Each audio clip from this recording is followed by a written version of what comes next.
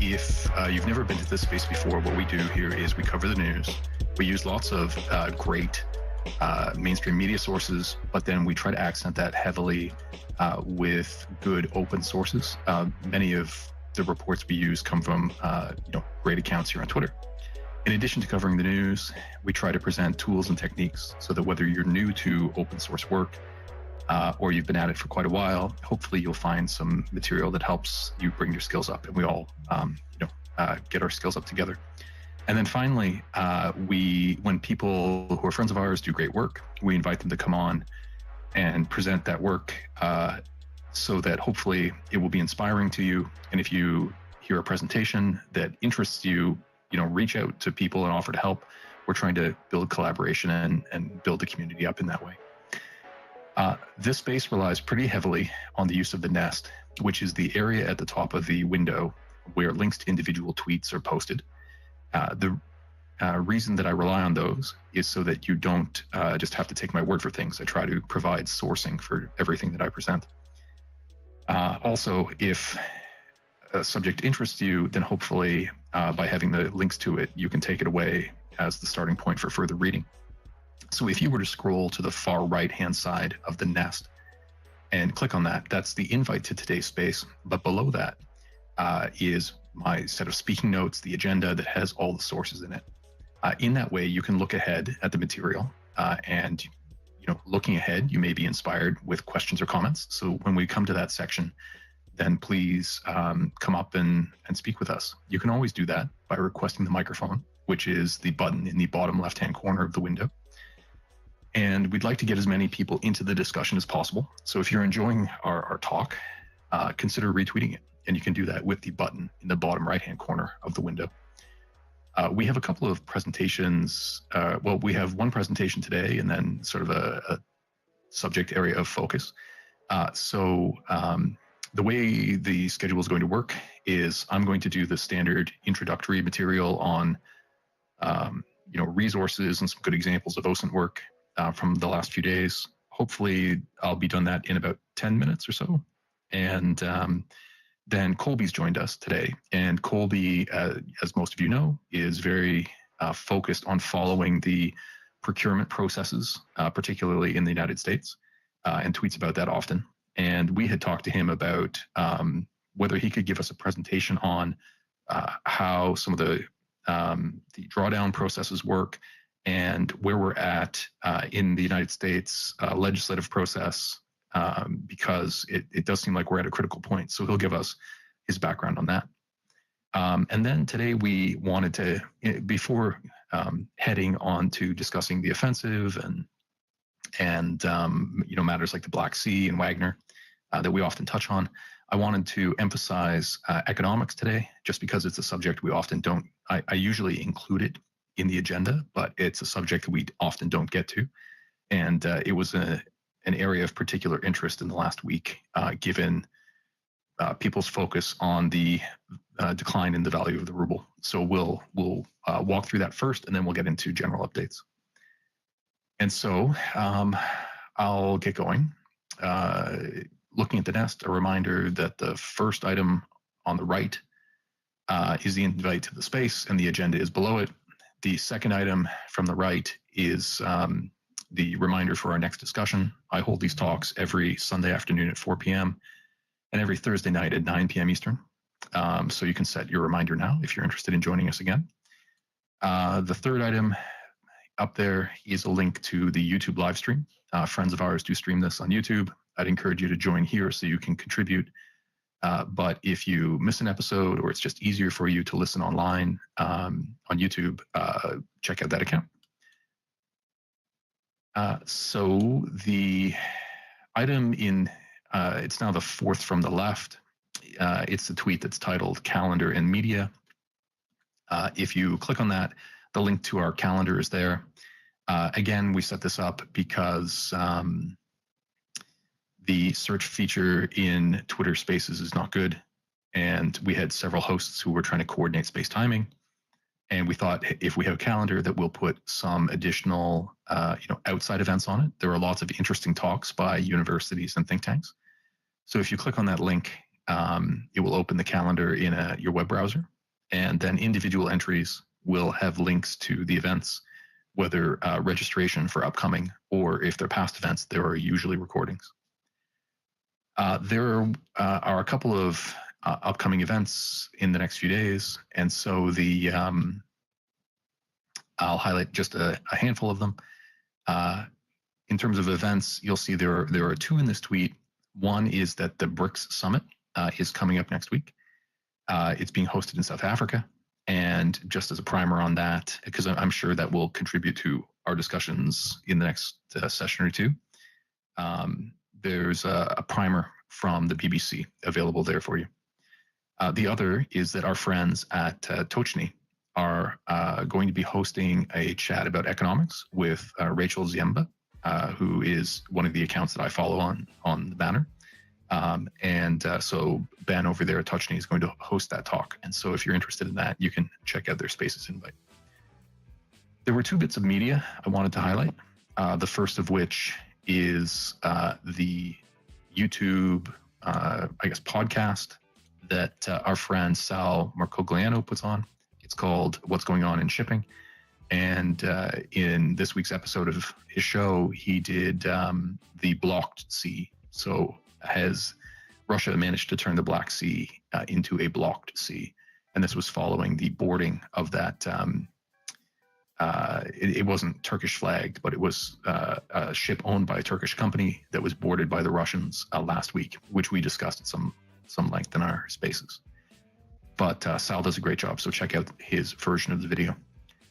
And then the other piece of media I wanted to highlight is an interview that was published in SOF Mag, and it's the interview conducted by John Spencer of a Ukrainian soldier who fought in Mariupol and had a incredibly dramatic story.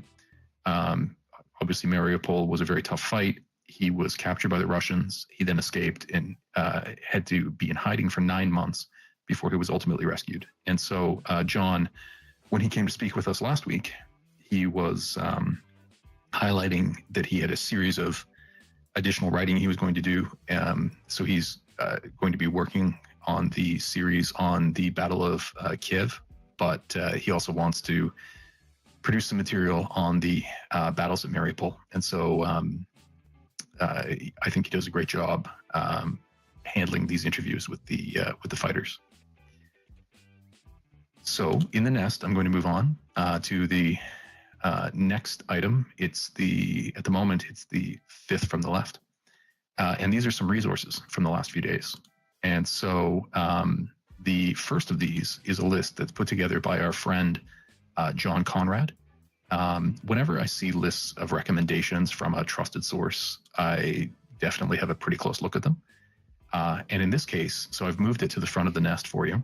In this case, he put together a list of accounts here on Twitter that follow shipping matters closely. And he broke them down. And he's an expert. I follow many of these same accounts in this list, and I definitely took the opportunity to check out a few more that he recommended. So you might find that helpful to find more great sources. There was an interesting puzzle that was put up. Now, this might be fairly sophisticated. I'll admit that it's a little bit over my head, but I'll put it up in the front of the nest. And this was posted by Bill Perkins, who is one of the founders of Sky-Fi, which is one of the companies that is making available satellite imagery from multiple sources, and often at a lower price point. And they're now starting to work with Umbra Space, and they've put out a challenge. Now, this is probably for fairly accomplished people in GIS systems, but they wanted to demonstrate the accuracy of Umbra Space data with regard to GIS. And they, he says that he'd like somebody to be able to demonstrate that it's 95% accurate. Now, the steps you'd have to take to demonstrate that, I'll admit, again, is beyond me. But I know that some very talented people, and apparently are offering it $10,000. Hey, Mr. Bourne, you need a quick reset over there. Thanks, everybody, for joining us. It's great to have you here. Again, the things that we're putting up in the nest, so the nest, just in case you're new, you've never been to spaces before, the nest is the little space that's right up above our heads. Those things are being shared down to the comments for the space tweet, which you can find by hitting that little button in the bottom right-hand corner of your screen. So when we remove things from the nest, you'll be able to find them down there. You might want to bookmark that tweet in case you want to refer to them later in the week. Go ahead, Mr. Bond. Just to make sure, am I coming through all right again? You are. Thanks for that. Okay. Yeah, sorry, guys. The emulator I use sometimes generates errors in my mic, and I just have to quickly reset. So I was speaking about the photogrammetry challenge. And if you were to click through to, let's see. Sorry, the tweet was by Bill Perkins. And if you were to click through, he also tagged Domenico Cielo, who's one of the co-founders of Umbra. You'll see that Domenico has said that they've made available the equivalent of $50,000 worth of Umbra imagery so that people can work with it for the purposes of attempting to prove the accuracy, and therefore qualify for Bill's contest. So if you're advanced enough to take a shot at that, I encourage you. And if you take a shot, whether you win $10,000 or not, come back to us and talk to us about how you worked on it, because it's an area I'd love to learn more about. Related to that, there were two items related to the satellite imagery issue. There were two items from an organization called Box Mica, which was new to me, but we have some friends of ours who are very into satellite imagery analysis. And they put out two demonstrations of some capabilities they have to further process imagery, again, in this case, coming from Umbra.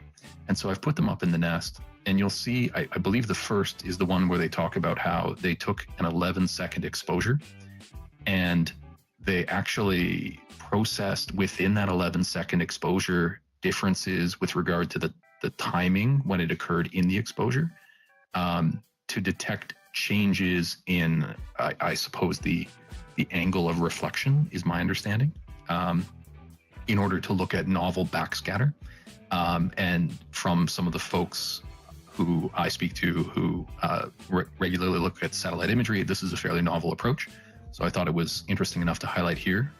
It might be relevant to your work. And then the second item in the nest, also for Box Mica, was they managed to take a series of videos and of synthetic aperture radar imagery. And apparently they can create something approximating videos out of that imagery. And again, it's a little bit beyond me, but the folks I know who are really into this said this was pretty novel. So I want to highlight it for sort of the experts among us who might want to learn a little bit more about it. I'm just double checking to because sometimes our expert friends actually come up and chime in to back me up with these things, but doesn't look like they've dropped in at the moment. Continuing on the resources, two more items. One is that perhaps more for your folks who are new to OSINT work, Bellingcat put up a geolocation challenge on their Instagram. And so if you have tried your hand a little bit at geo, you can probably give this a shot. We in the past have sometimes done puzzles on geo, and we've talked about GeoGuessr, so you might enjoy this kind of challenge. Finally, in the resources, there was an interesting report that was put out by the RAND Corporation. Should appear in the front of the nest in just a moment. In our last session, we talked about their new report on changes in Russian military personnel policy in the last 30 years. In this case, they've just put out a new report on the contributions of Ukrainian civilians toward resisting Russia, which I think should make for pretty interesting reading. I appreciate that we're now a year and a half into it, and it's both the work of people like John Spencer breaking down these battles, and now the RAND Corporation looking at sort of they're making the first draft of history, and it's interesting to see it's starting to arrive. Okay, that's it for resources. I'll highlight one or two good examples. The examples are now, they're back in the nest a ways. I think there are 7 back. But sort of quickly, the first 2 are 2 different techniques that friends of ours used to locate some vehicles, which I thought were interesting approaches. The first of which will appear in just a moment. And it's an effort from Radio and Nukes, who is very into this work. And he noticed in some satellite imagery some interference that indicated that a ground-based radar, in this case he thought it was likely a vehicular radar, was operating, and he wanted to then pull other imagery to see if he could actually see the system. And in this case, it appeared that whatever it was had moved. He did find tracks in the location, but the difference in time from when the SAR imagery showed the radar operating to when he could get optical imagery, apparently in that time difference, whatever the system was moved. But I thought it was an interesting approach to try to use 2 different types of satellite imagery in order to locate systems and then get pictures of them. Related to that, the second item up there from AVScan New Zealand, who's a flight tracking friend of ours. He was using, I believe, gpsjam.org and noticed some jamming taking place on the boundary between the Russia-Belarus border. And he managed to then pull satellite imagery of that same area and to detect the system in operation. So again, it's that sort of crossing of 2 different detection methods, in this case, GPS jamming and optical imagery, that I thought was pretty cool. 2 more items where I like the approach that's been taken. If you just bear with me, I'll put them up in the nest. The first in a moment is a tweet from Rob Lee. And he has a thread going. And there are lots of these threads people put up that track, specific battles. One thing I appreciate that Rob has been doing is maintaining threads on systems. So, for example, he for a long time has been running threads on things like counter UAV systems, on some specific armor types. I think he has a thread on improvised vehicles going, and it looks like he started a thread now on these reconnaissance systems that are like infantry operated.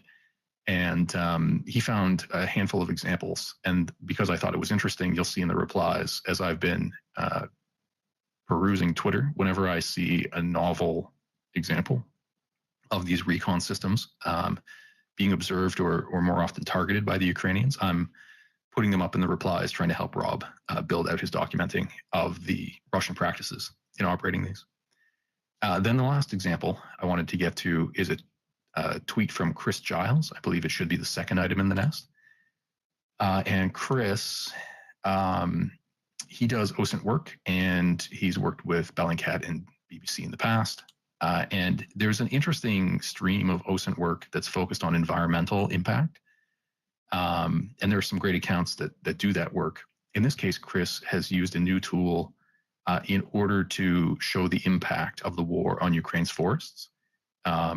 And I know that Ukraine itself has long been paying attention to the ecological impact of the war. I know they set up a reporting app so that you could register ecological damage.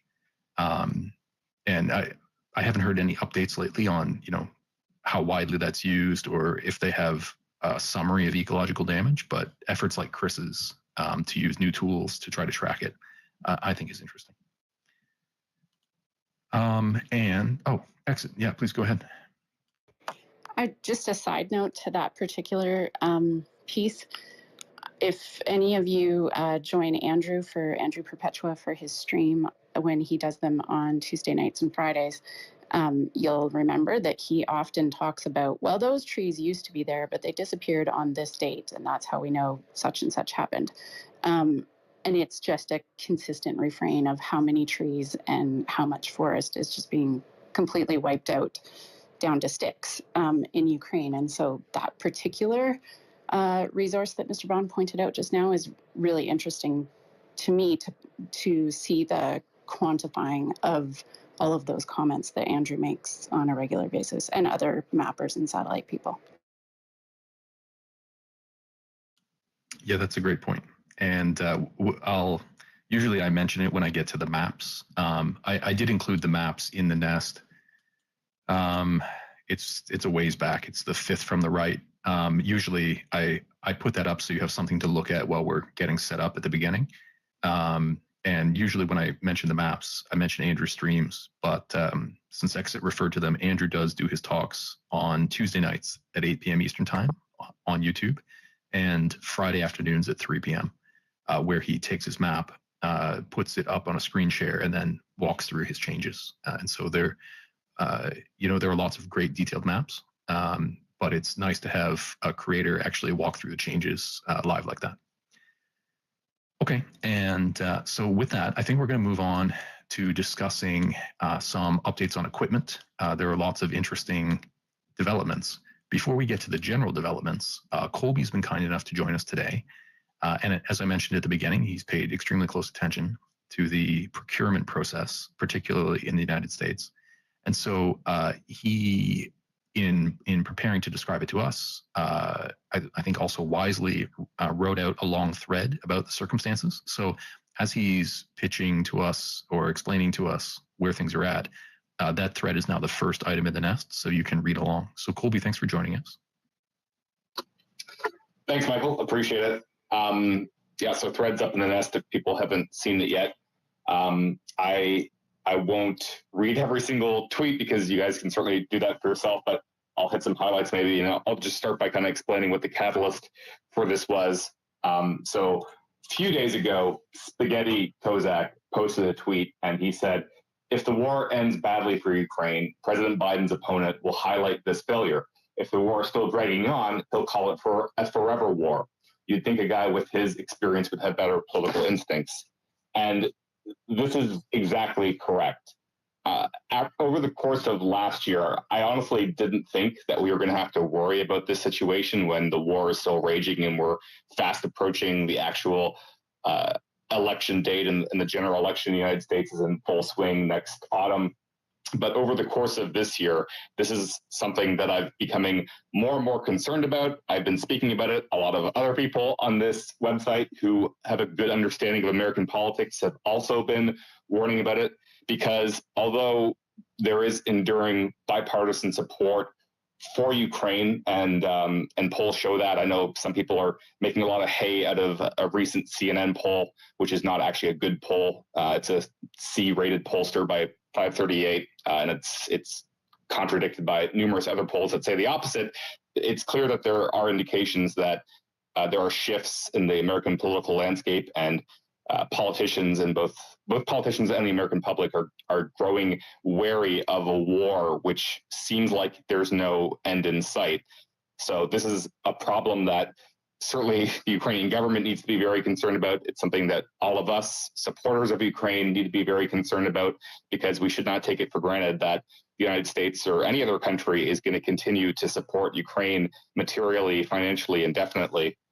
with no clear strategy of how this war actually ends. And again, all of us, I'm sure, don't want Ukraine to be forced into a very bad deal. We want Ukraine to win decisively, or at least be in a position where they can conduct negotiations on their own terms. And right now, that doesn't seem like there's any possibility of getting there based on the current trajectory. So that happened, and then again, there's been some reporting coming out about the mood in Congress as it relates to continuing financial support for Ukraine. And there's some very clear shifts here, which I'll get into just recently, that indicates to me that we're really at a turning point here, and it's very, very important that we see some drastic actions taken by the administration, because if that doesn't happen, Ukraine's going to be in a really bad situation.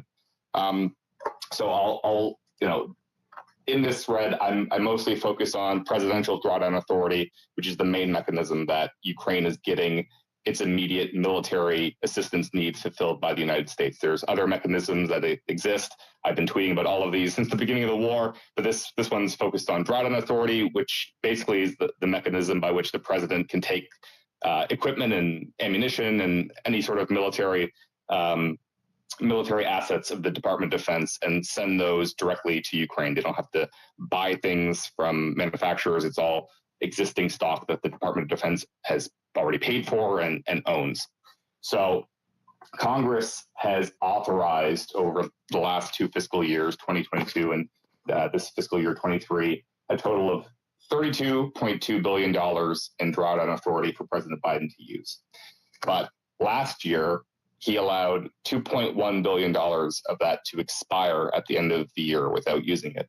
And to compound that, because the Pentagon was making errors in the way that it was calculating the value of the equipment that was being provided, and they discovered that this past June, the actual total value for last year is $4.7 billion. So last fiscal year, 2022, $4.7 billion worth of authority was there for the president to send equipment to Ukraine, and that was not utilized. So Ukraine could have gotten almost $5 billion more worth of equipment and ammunition than they actually received last year, which is a huge number. That $5 billion goes a long way.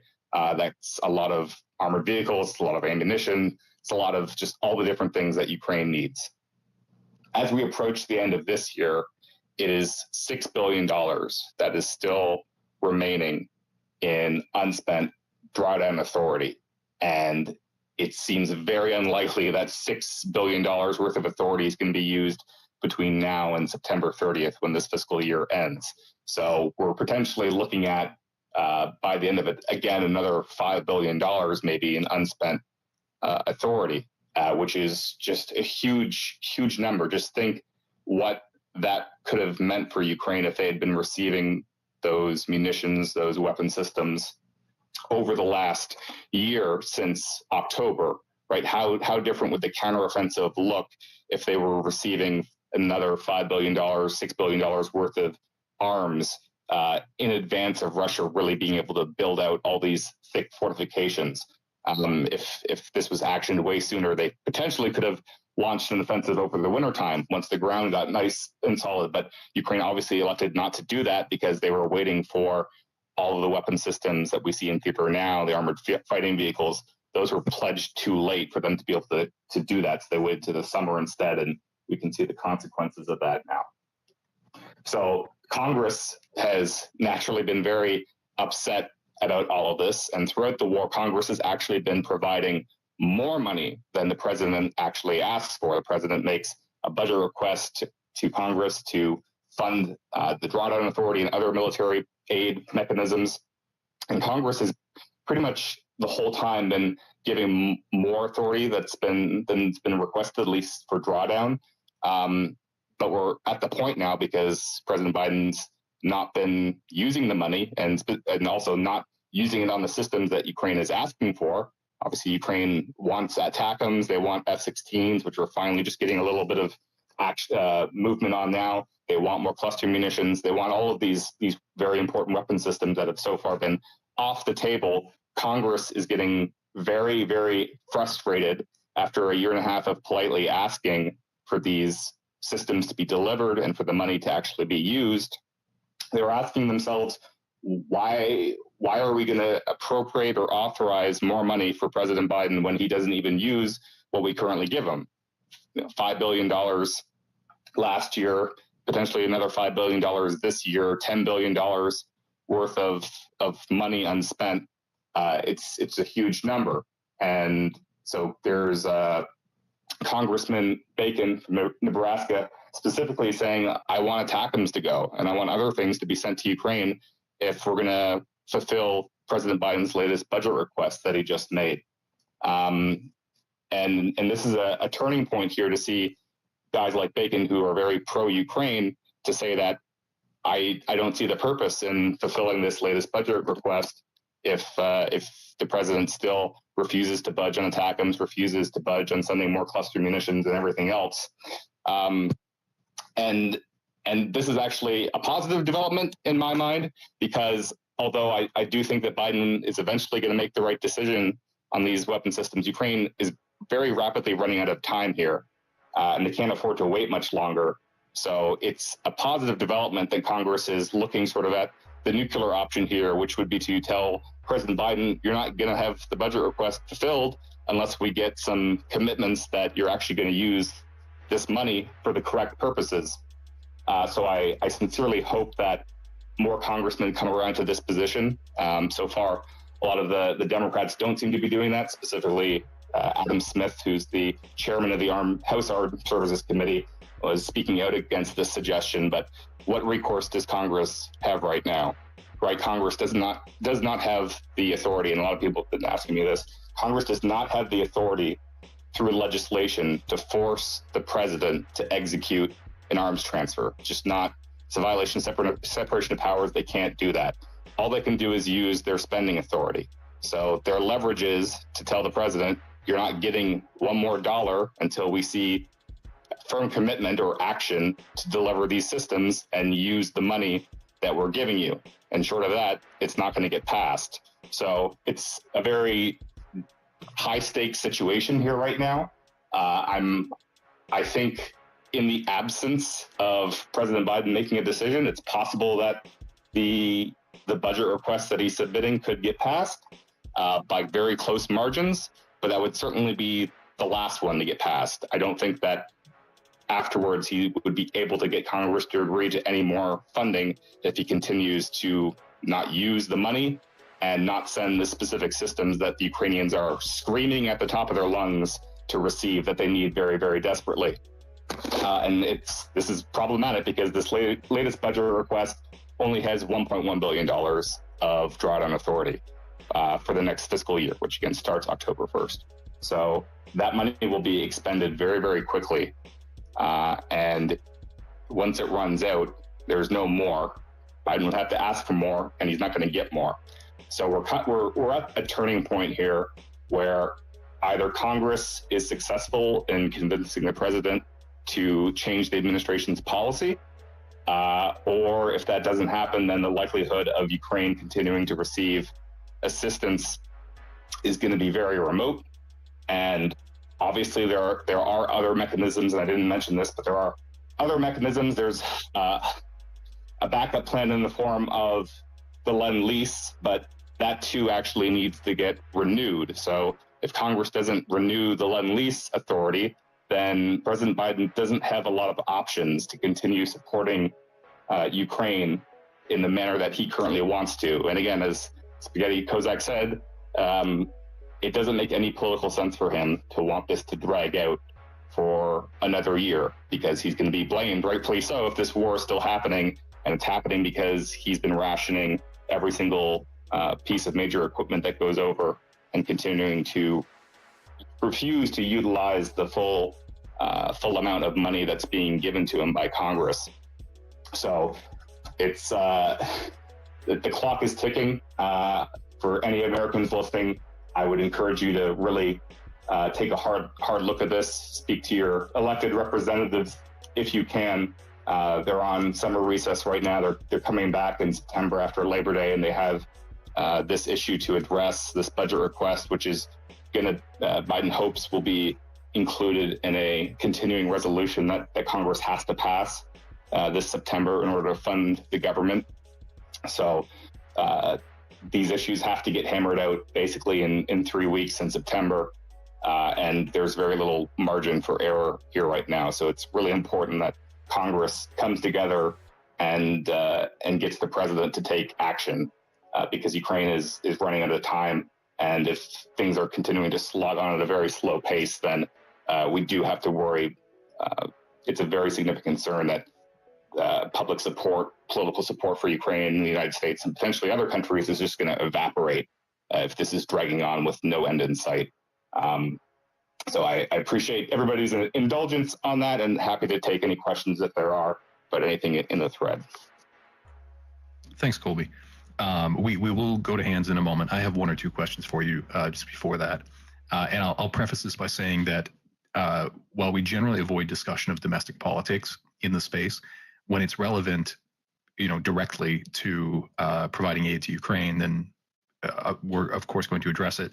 But to the extent in framing your questions, if you can separate out, political, partisan opinion, I think Colby in his thread, for the most part, has been pretty factual about Congress has this power. It enabled the executive. The executive did not use the power. I know there's a little bit of editorial in there, but again, if we can keep it, focused on fact, that would be great. For a little additional context, it's not just the United States, it's not just presidential drawdown, but I added an item, it's the second in the nest, that I thought was interesting, is a graphic that breaks down dates for promises and anticipated delivery for weapon systems to track. I just hadn't seen it done graphically like that, and it's sort of on topic, so I thought I'd include it. So Colby, so you said that this has to be worked out in the next 3 weeks. What is the, it sounded like you thought that in this case, they wouldn't, the people who would attempt to hold up the continuing resolution in an effort to say, you must provide more aid to Ukraine or more specific aid, you think they won't actually force the issue in this round, or that there aren't enough to force it in this instance? Is that right? Well, right now it's unclear. There's no accounting exactly of how every member of Congress feels about this issue right now. But just based on the reporting from the journalists in Washington who can actually ask these questions, they highlighted Congressman Harris, who is the co-chair of the Congressional Ukraine Caucus and also possibly the lone member of the House Freedom Caucus as well that supports Ukraine. And he was quoted as saying at a town hall in this district that he's not sure it's winnable anymore. It might be necessary for negotiations to commence. And then he was asked afterwards by a reporter further about this, and he said that he definitely wants there to be a dedicated inspector general for oversight for any new money that might be allocated to Ukraine. So sort of an open question there, how he's going to come down on, if it's put on the floor. Certainly he's saying he wants there to be an IG, but maybe that's not even enough for him. Congressman Bacon is saying he wants ATACMS to be included. He wants ATACMS sent if there's going to be any new authority or any new authorization for Ukraine funds. Congressman Smith, who I mentioned, Democratic chair of House, ranking member now, not chair, ranking member Armed Services, House Armed Services, was criticizing his Republican colleagues. And I would again suggest that that's not the correct position here. Congress has been asking politely, and both Democrats and Republicans have been asking Biden politely for a year and a half now. Please spend the money we give you. Please send the weapon systems Ukraine is asking for. That has not borne fruit so far. So I'm very much open to hearing suggestions from people who think that there is an alternative way for Congress to force this issue other than telling the president, you're not going to get any more money. If you want more money, you have to do what we're asking you to do. That seems to be the only strategy at this point in time, because Ukraine is out of time. They can't wait months and years for Biden to finally make a decision. about sending the weapons that Ukraine has been asking for since day one. And these are not new requests, to be clear. Ukraine's been asking for F-16 since the beginning. They've been asking for attack since the beginning. Colby, can you shut the fuck up real quick? Sorry. Yeah, man, we can't have that. We can't. So I'll let you come around, but if Angry Ants wants to speak, we can come to him in order, but please don't interrupt and please don't curse. Anyway, before going to hands, I do have two more clarifying questions for Colby.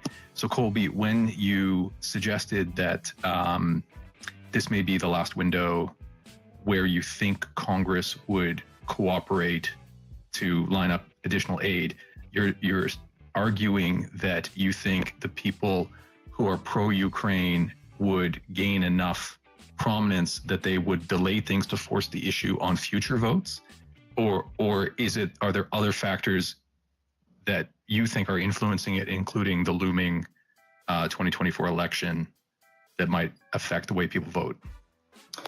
I think that there are pro-Ukraine members of Congress on both sides of the aisle, not just Republican, but Republican and Democrat, who, in the absence of a clear strategy of how the war is going to be won, are not going to be willing to continue to fund and authorize more military aid in perpetuity.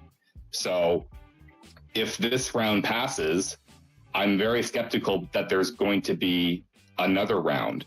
And there does need to be another round, because Biden's only asking for $1.1 billion in drawdown authority in this supplemental request for the next fiscal year. That's going to be gone very quickly, even at the slow pace by which he's making these drawdown announcements. So when that's gone, he has to submit another budget request. And at that point in time, as I outlined in the thread, we're going to be into autumn. We're going to have the Bezdarija conditions. There's going to be mud everywhere. Offensive operations are not going to be moving very far or fast, if at all. And we're already seeing in the American media all this reporting about how the offensive has just failed completely. And a few more months of those media narratives, and they're not completely without merit, although in many cases I think some of them are overstated, that's going to have a very significant impact on the political discourse in the United States. And again, this is my opinion, but I hope I'm wrong, but I really don't think I am. And a lot of people, other people are saying this as well. I don't think that Congress come November or December is going to authorize any more money. And it's not because people don't support Ukraine. It's just even the members who do support Ukraine are going to say, yeah, we can't do this forever. And as the United States does come into an election year, that changes the calculus for a lot of members who have to be very focused on their reelection, and foreign policy issues seldom are top of mind for voters. And those politicians are just going to be very much focused on domestic issues, which are more likely to get them votes than a war in Ukraine, which, even though the American people so far still continue to sympathize with the Ukrainian people, in an election year, they're just worried about inflation at the end of the day. So time is running out here to try and achieve a change in policy that's necessary for Ukraine to be able to win the war. And if it doesn't happen now, I'm skeptical that it's going to happen at all.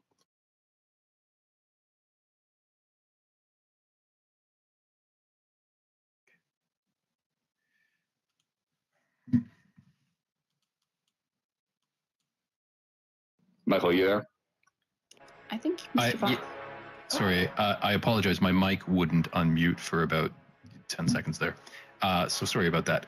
Colby, thanks for that. And I appreciate you flagging where, we transition from what's happened to what is going to happen, that you're flagging that, it starts to be your opinion at that point. One last question from me, and then we'll go to the two hands. You mentioned that there are $6 billion available under existing authorizations, and you don't think they can use that before the fiscal year expires. Is there any, I don't recall off the top of my head what the largest prior PDAs are. Do you think we might be in store for one or two blockbuster PDAs that are in the billions? Yeah, it certainly can be done. I neglected to look that up. I had the exact same thought in my head that I should grab that, but I forgot to. I can tell you that I'm pretty sure there have been PDAs over $1 billion. I could go and look for the number. Maybe John knows. He's waving his hand. There have been PDAs over $1 billion. So it's possible. It's just very unlikely in my view, because based on the current pace, it's been much smaller amounts, 200 million, 300 million, 500 million. So Biden can use it, absolutely, but they have to come up with a list of what they're going to send, which again is one of my suggestions, is that Congress needs to ask the president, give us a classified briefing to the relevant committees in Congress, tell us exactly what systems you're going to send, how many of those systems, and when they're going to be delivered to Ukraine. And if you can fulfill that, then we'll give you more money. That's the strategy that they should adopt, in my view. And that money, all that money can and should be spent. I don't think that it's likely unless Congress can convince Biden to take the approach they want him to. We'll go to John next. There was a $3 billion package announced last year on August 24th, Ukrainian Independence Day, but I'm not sure if that was USAI or PDA, but I think that was the largest single package. It was split, I think, and that's why it was so big. It was probably like 50-50 or something along those lines. You're correct that you're mentioning that. I think it might have been 1.3 PDA and 1.7. I just checked. It was all USAI. 3 billion USAI, apparently. Oh, really? Oh, okay. It was the 6 additional NASAMS. Oh, well, there you go. That's why. Air defense is expensive. Yeah, there have been PDAs over $1 billion for sure. But $6 billion is a lot of money to spend in 6 weeks. It's $1 billion a week, which again, it's totally doable. But it's the U.S. is really going to be emptying some stocks, which is a conversation that we need to have. The U.S. does have to be willing to compromise on some issues in terms of their inventory and their needed reserves. That's what it's going to take, and that's a judgment call that has to be made by the leadership. Thanks for that. So I think the order was Redstone and then John. Go ahead, Redstone. John. Thank you, Michael. Hold on. John was first. Okay, that's fine. Go ahead, John. Yeah, there were 2 things. I can circle back to the second one, but the first thing I wanted to point out is, in addition to the remaining pending $6 billion in PDA for this fiscal year, the DoD has yet to execute 60% of the contracts under USAI. I believe they've only actually contracted about 40% of the overall value, which, don't get me wrong, is lightning fast compared to the usual speed of the procurement cycle. But again, there is still billions of dollars in USAI line items that have not been contracted with industry for yet. Yeah, that's another good point. And again, this thread was focused on PDA, but USAI is the other side of the coin, and systems that already have long lead time because they have to come from industry. The lead times are being extended, as John points out, because the contracts are taking a long time to sign, and in many cases, just sole source contracts for established suppliers. There's one company that makes X system; it's their intellectual property. Why does a contract take so long to sign? You don't need to have any sort of bidding process like you might with anything else. So it's very frustrating that it's taking so long to get things into theater. Okay, so we'll go to Redstone, and then I think it was Colonel Jeff next. Go ahead, Redstone. Thank you, Michael. So I wanted to make one point. You can say it's opinion, but it's more or less just a track of events that's occurred in the last year domestically in the United States. And I did have a question for Colby. It's speculation, but he's got a good frame of reference on these kind of things. So on the political side, I would like to say that when Biden was in Europe following the NATO summit, he made public remarks about continuing aid to Ukraine, and the Pentagon had just released there was additional funds, and there were very loud voices, not on the left.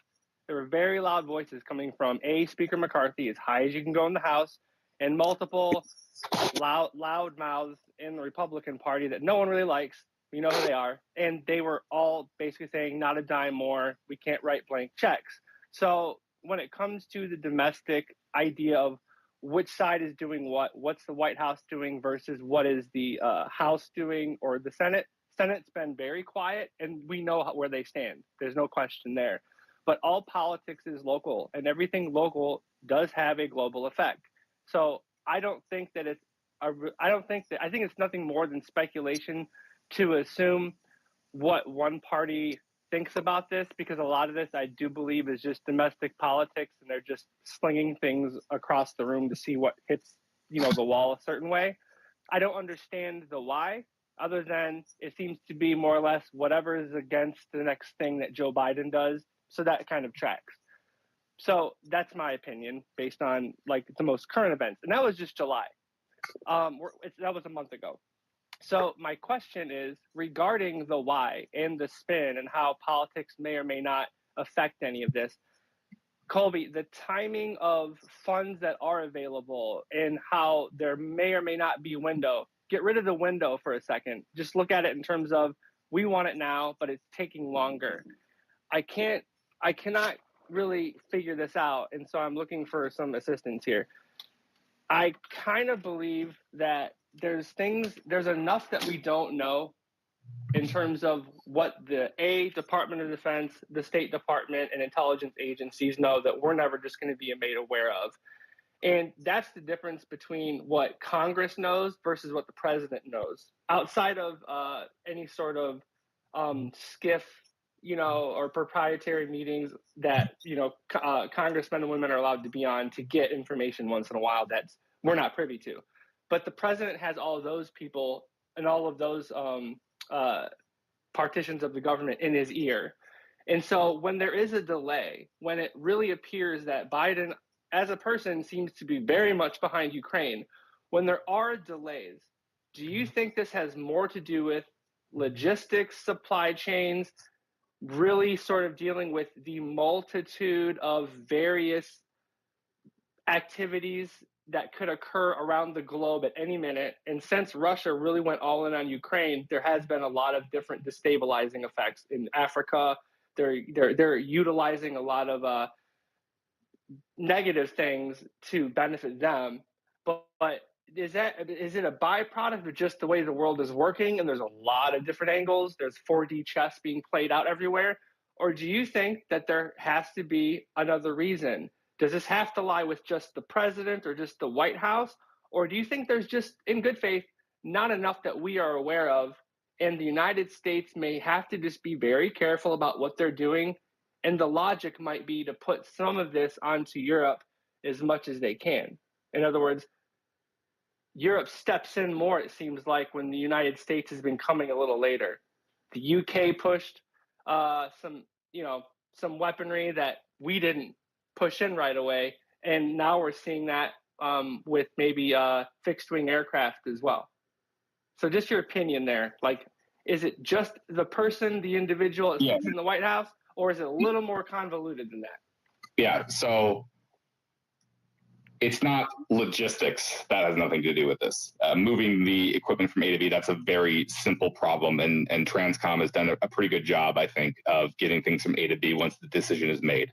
The problem is institutional forces in the bureaucracy, poor political advice that the president receives, and his own very poor intuition, in my view, about these things. And Biden has a very long track record. I've pointed out a few times Secretary of Defense, former Secretary of Defense Gates's comments about Biden being wrong about everything for the last 40 years. And the record speaks for itself in terms of what Biden has voted for and the decisions that he has made and his opinions on things as it relates to foreign policy. So there's a confluence of factors there that is impacting the decisions that he is making, President Biden is making, about what weapon systems to send and when to send them. So yeah, it's not just him, it's the people around him, and it's also institutional forces within the bureaucracy, within the State Department, within the Department of Defense, who are, I would say, risk adverse by nature, very risk adverse. And so that requires very strong leadership at the top to overcome those forces in order to get the result that you're looking for. And I don't think that we've seen that leadership. And that's why, as you highlighted, a lot of the Europeans are just taking actions on their own because they're tired of waiting. Ben Wallace didn't wait for the United States to send ATACMS. He just sent Storm Shadow. The Germans, by contrast, demanded the United States to send Abrams before they would send Leopards. But other players in Europe are filling the vacuum that's being left by a lack of American leadership. And I know John seems like he wants to weigh in on this, so I'll pass it off to him for a moment. Yeah, I did a very brief 4-tweet thread about this in reference to something that Colby had said the other day. But fundamentally, what we're looking at here is that there is a negative feedback loop between primarily the White House and the Department of Defense, also the State Department to some extent, in the sense that the Department of Defense is going to, within the parameters of however much, PDA they think they can get, USAI, FNS, et cetera, within the overall constraints of the, rough constraints of the appropriations that they think that they can get from Congress, and within whatever assessments they have of Ukrainian capabilities, both current and capabilities that could potentially be operationalized in the future, they're going to generate security assistance recommendations of specific items and specific quantities to be provided. And then the White House will then approve that, et cetera. The critical aspect of all of that is, in a vacuum, without specific direction from the White House otherwise, the Office of the Secretary of Defense and, the other offices and agencies of the DoD below that are going to generate recommendations such that they're going to suggest items and capabilities that have the least impact on U.S. capability and readiness, specifically or especially in the context of presidential drawdown authority of items from existing U.S. stock, as well as, trying to fit within this overall presumed budgetary constraint in terms of, for example, the cap on presidential drawdown authority. And, that's kind of the natural function of what the DoD is. They're going to try to preserve U.S. readiness and capability as much as they can. And on the one hand, this is a good instinct because that's literally their job is, to defend the United States of America. That said, in order to overcome that requires a specific directive from the President of the United States to the Secretary of Defense to change that calculus, to do otherwise, to define a specific end state that the United States wants to achieve, such as, Ukraine liberating all of its occupied territory, Ukraine reaching a certain, geographical point, depending on how you want to define it. But there needs to be a defined specific end state that we want to achieve as determined by the White House and the President of the United States. And the Department of Defense needs to be directed to act on that in order to generate security assistance recommendations for what Ukraine actually realistically needs. And then there's a budgetary component of that they then need to, figure out how much it's going to cost in terms of PDA, USAI, if we're going to need to lend or loan items under Lend-Lease, what we're going to need to do in terms of FMS or foreign military financing as well, et cetera. And then that needs to be presented to Congress. And then obviously they need to appropriate the relevant funding. But in order for all of this to function, there has to be that specific direction from the White House. And, if you want any hope of Congress approving any fraction of it, the executive needs to be upfront with Congress about how much all of this is going to cost. And the fundamental issue that we find ourselves in is that it does not look like there is that specific, defined, desired end state from the top. The line has very much been, we want to put Ukraine in as best a position they can to conclude negotiations resulting in the termination of hostilities. That's more or less been the line. But that's not really a specific defined end state. That's very much the view of, we're going to continue to sustain Ukraine's ability to continue the war effort in the short term, fulfilling their immediate short-term needs over the next 30 to 60 days. That doesn't correspond to an overall strategy or overall final end state that we want to work our way to. And without that, the situation can't change. And fundamentally, that is a political decision that can only be made by the President of the United States. So, So go ahead, Michael. Sure. So I was going to say that before going round to the two hands, I wanted to say I appreciated Redstone's pushback being phrased politely, both on the statement part and sort of the framing of the question part. So I think we've sort of heard both opinions about, it's a broader set of people. It may not be an individual. So we're having that discussion out, which is fair. In terms of leadership, I'll also just toss into the mix the reports. I mean, it's very difficult to confirm these, but reports, for example, that possibly Jake Sullivan, as national security advisor, may have been involved in discouraging the provision of some systems, or contrary to that, there were some reports that Blinken's Secretary of State for certain systems may have been fairly active in providing leadership to encourage the president to provide them. So it does seem like there is an element of individual leadership that is affecting these decisions, both toward the result that aid is provided or aid is not provided. Colby, did you want to say one more thing before we go to hands? Yeah, agree with all that. Personnel is policy. Agree with all of John's remarks. I'll add before we go to Colonel Jeff, because I want to hear what he has to say, as somebody who's been involved in these kind of discussions.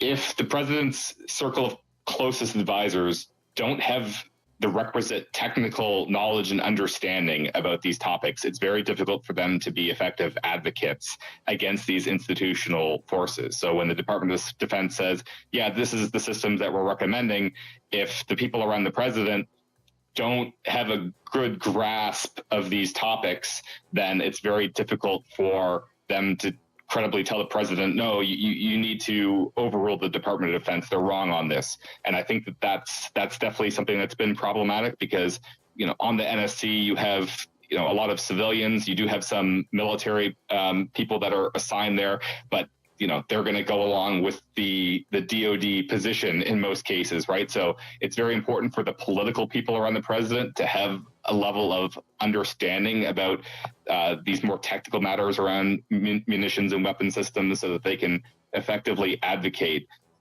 for things that they want the Department of Defense to be providing. And I think that that's something that has been missing. And I could be wrong about that, but that's just my feeling about the state of affairs in the White House and on the National Security Council. Colonel Jeff?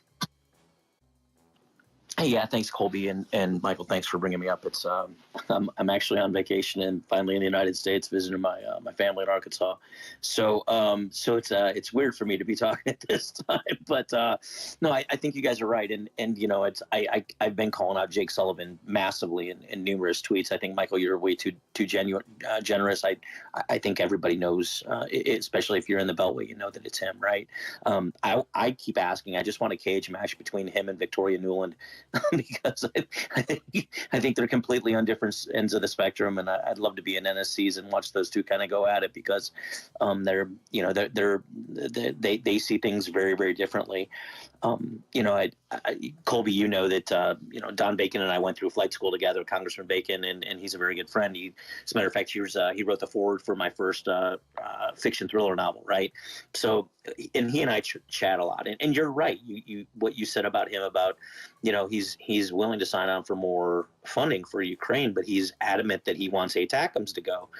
And one of the things that he and I talked about, this isn't him on the record. This is just him and I talking, right? But he's like, it's kind of interesting, right? Fish, we've got this president, right, who says that he's done with long wars.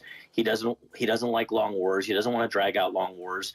The way in which he withdrew forces out of Afghanistan was extremely questionable. A lot of people didn't like it. It was a little too rapid.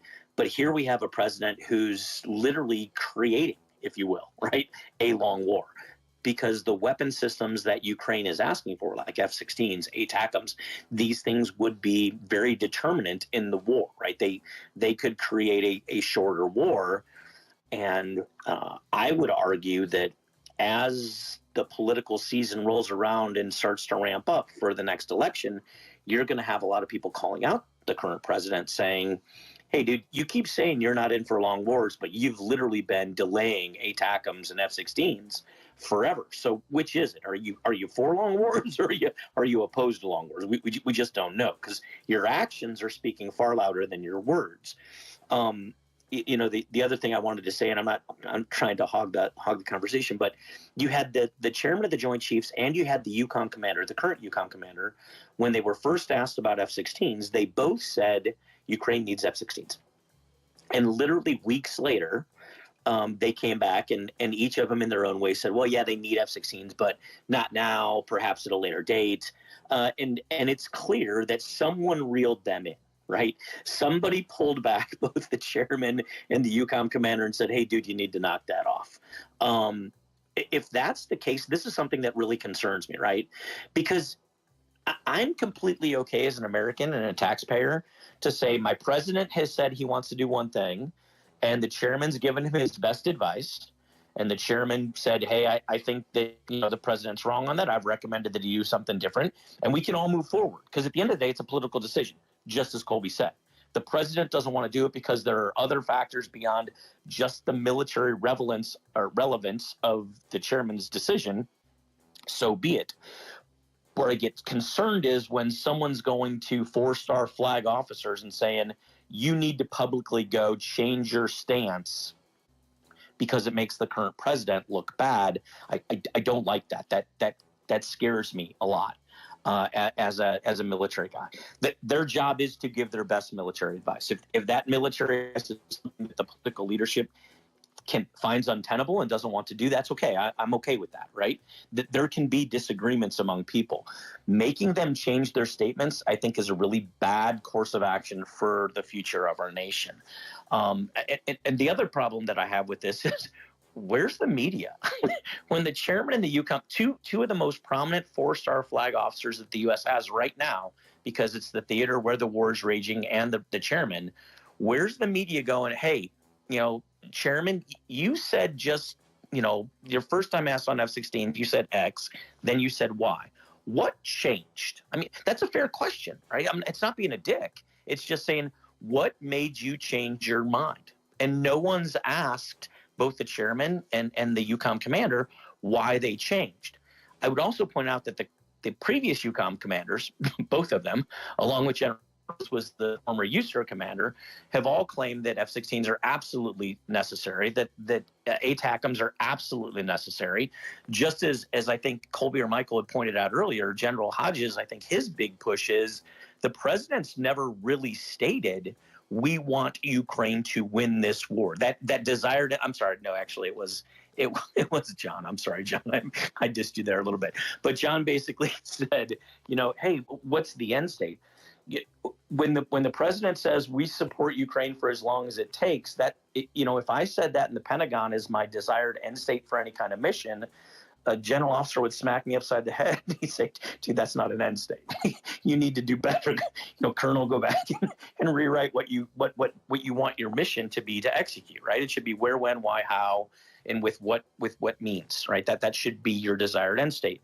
And if the president can't say something like that, I think it's really telling. As I said, Hodges has called him out numerous times. I know I've talked a long time. Colby, if you have any questions or anyone else does for me, I'm happy to stay here. I have one caveat I would like to say. I think a couple of people know that I was in a huge Twitter debate with John Ritter. We both agreed to write a 1,500-word essay on who fucked up arms control, whether it was the United States or Russia. I took it was Russia. He took the United States. Both of our essays are posted right now, along with a 500-word rebuttal. I think that I beat him, but it's up to you guys to decide. They're actually in my tweets, so I would greatly appreciate it if you guys could read them. I spent a lot of time on preparing that, and if you have any questions on them, I'm happy to answer that too. Oh, thanks, Jeff. Scott Ritter, I think you mean, right? Do I have that right?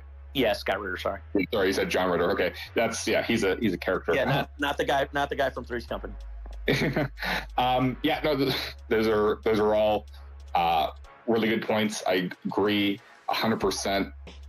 It is important for the president to articulate what the goal is, because supporting Ukraine as long as it takes, that's a very scary statement. That should terrify everybody. We're not looking to have the Ukrainians have to fight a war for 2 decades. Nobody wants that. We want them to win now because they're dying, right? We want to end the suffering.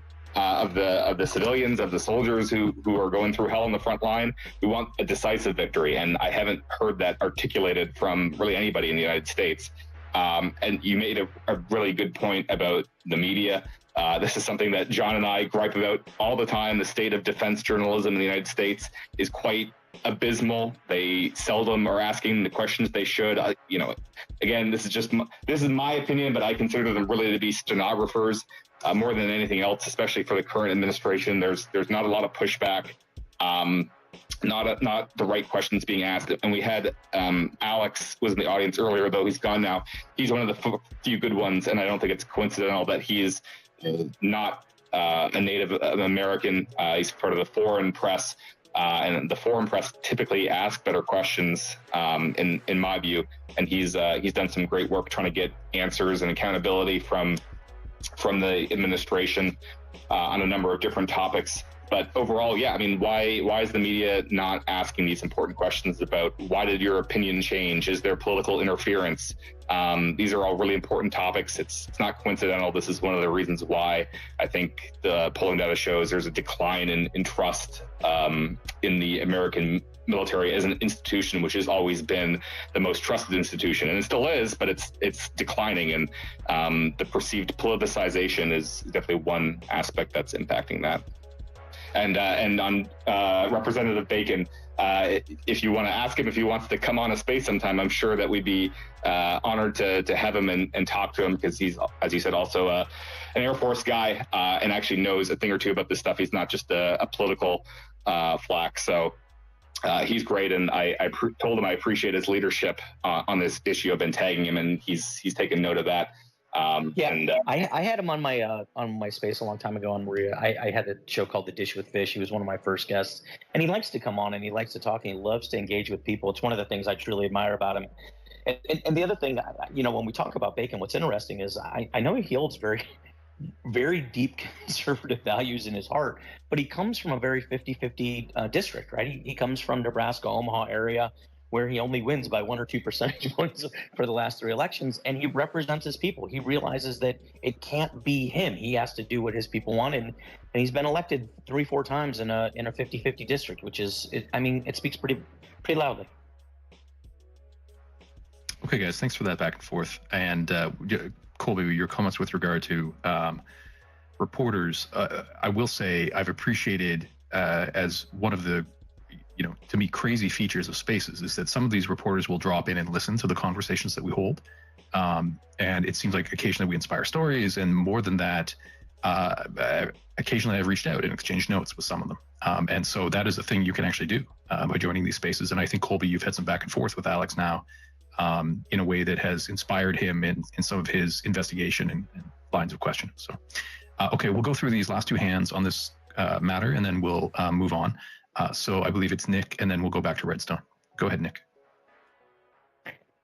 Well, I really kind of back to when we're talking about the drawdowns and all that. And I don't know if anybody has actually ever kept track as far as what we have supposedly allocated.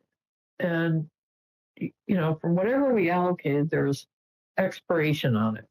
And I don't think we ever fulfilled any of them before they expired.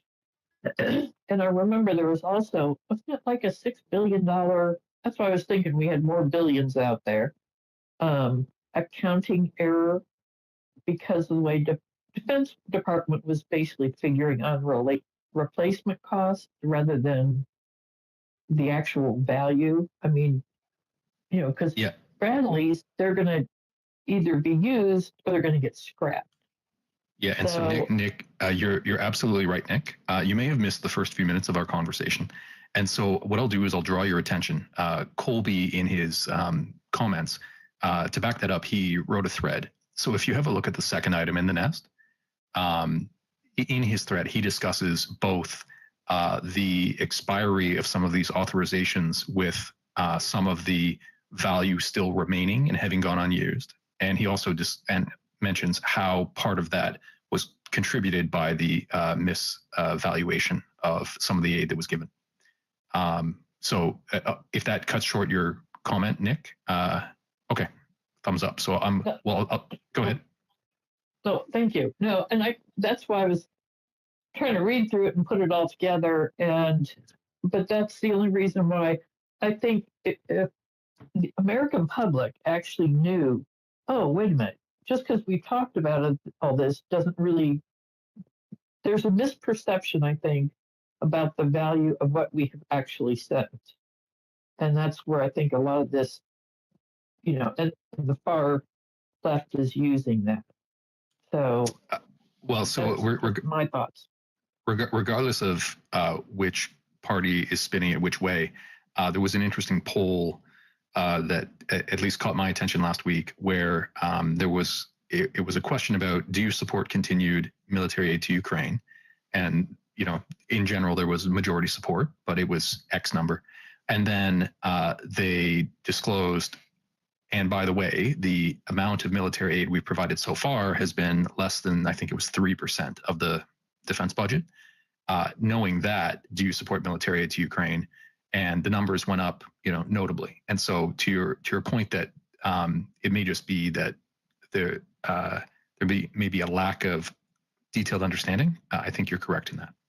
A couple of hands went up in response. I'm going to go to Colby first and then to John. Go ahead, Colby. Yeah, thanks for bringing that poll up, Michael. It's a good point. I mean, this goes back to there's been a lack of strategy, a lack of communication strategy on part of the White House to explain to the American people, how does this actually work? How does military aid to Ukraine work? What's the purpose of it? And the only real talking point the administration seems to have is, oh, well, we're defending democracy and the rules-based international order. That's not a particularly compelling argument for a lot of people these days. If you look at the polling around that, as sad as it might be, it's not compelling for the American public.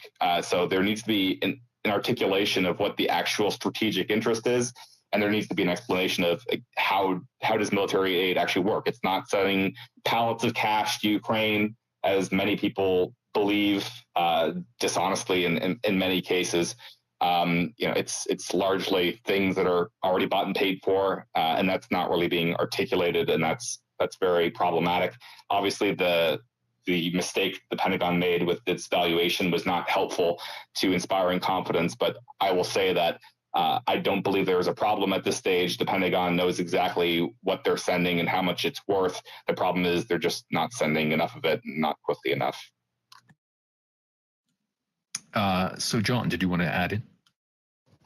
Yeah, just to add on to this, I suspect probably one of the main problems is that beyond kind of that negative feedback interaction between the DoD and the White House is there is almost certainly a level of political adversity in the White House, which is, to some extent definitely natural and understandable, that the cost of the items, be it PDA, USAI, FMS, FMF, what have you, the cost of those items that are needed and in the quantities needed to enable as rapid a Ukrainian, victory as is, realistically feasible, the cost of that is going to, be quite substantial relative to what has already been provided.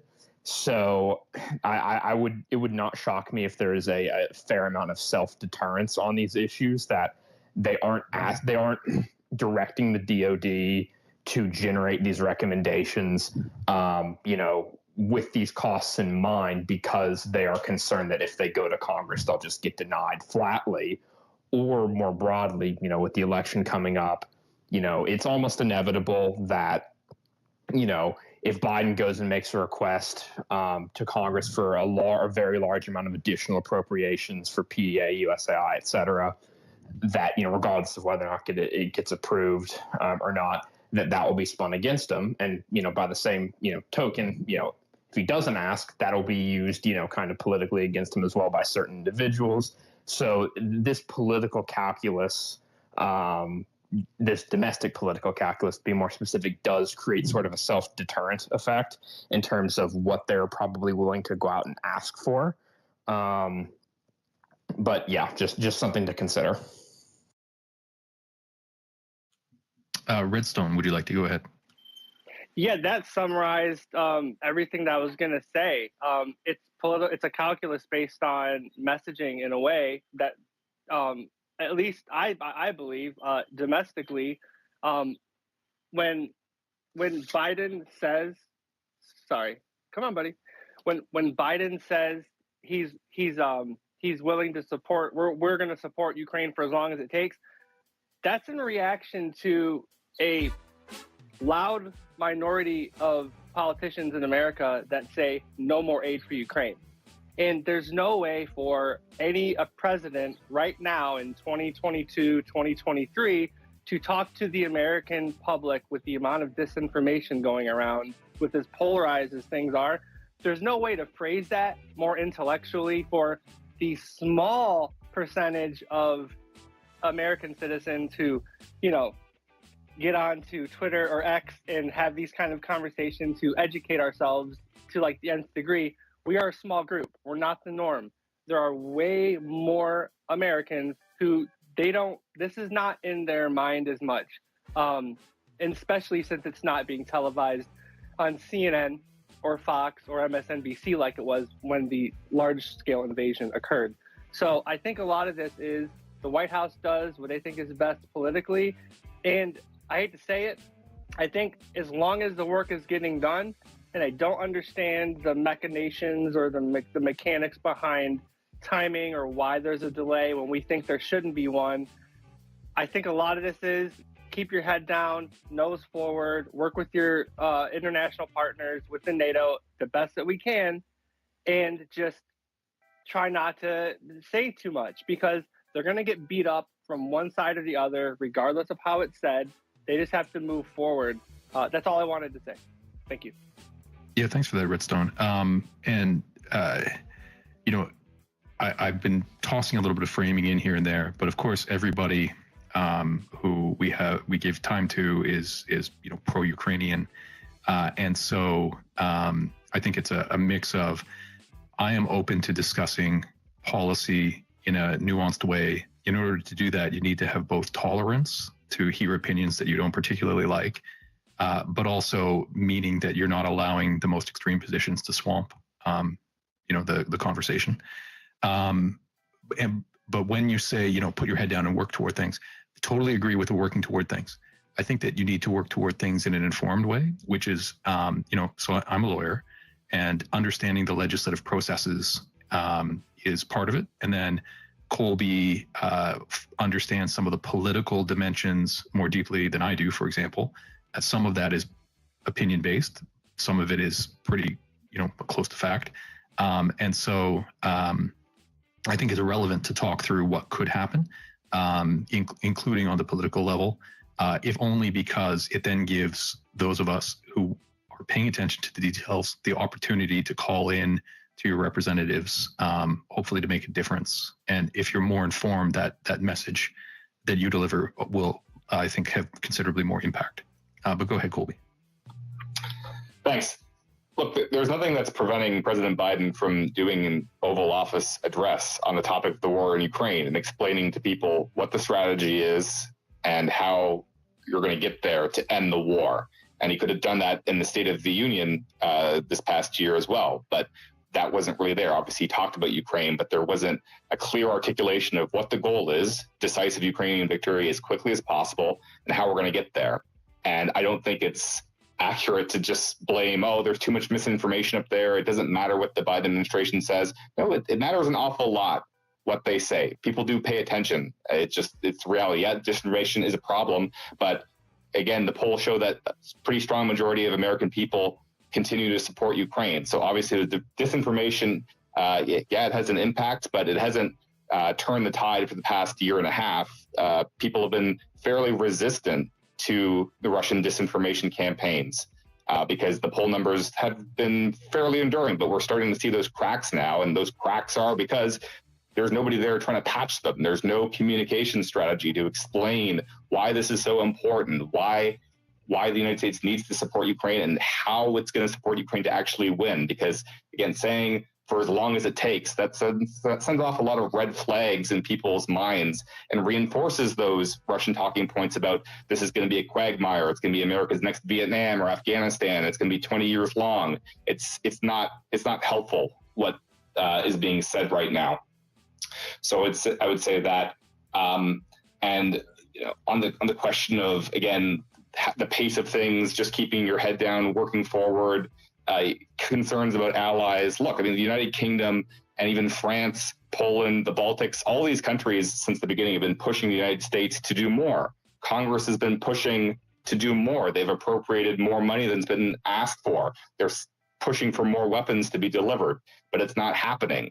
So I don't understand what President Biden and his advisors are waiting for, because all the other people around them are saying you should do this, but they're just not taking that step. What's the justification for leaving so much money on the table that they've been given complete authorization to use, and the Ukrainians are asking for it, and all of the allies are saying, let's all do what we can to support Ukraine. So why is there less being done than has been explicitly authorized by Congress? Usually the president has to fight Congress for absolutely everything, especially in a divided government situation right now. But the president's been given this money and he's just not using it. And I have no explanation for that. And I'll just close by saying, on another question that came in through DMs that was passed to me, why is the administration only asking for $1.1 billion for the next fiscal year? It's a low number. As I said, I don't know why. I can't answer that. They didn't provide a rationale for that number in their explanation of the request. And coming back to the journalism piece, this is why it's so important for journalists to ask the right questions. And this is a pretty important question in my view. Why only $1.1 billion?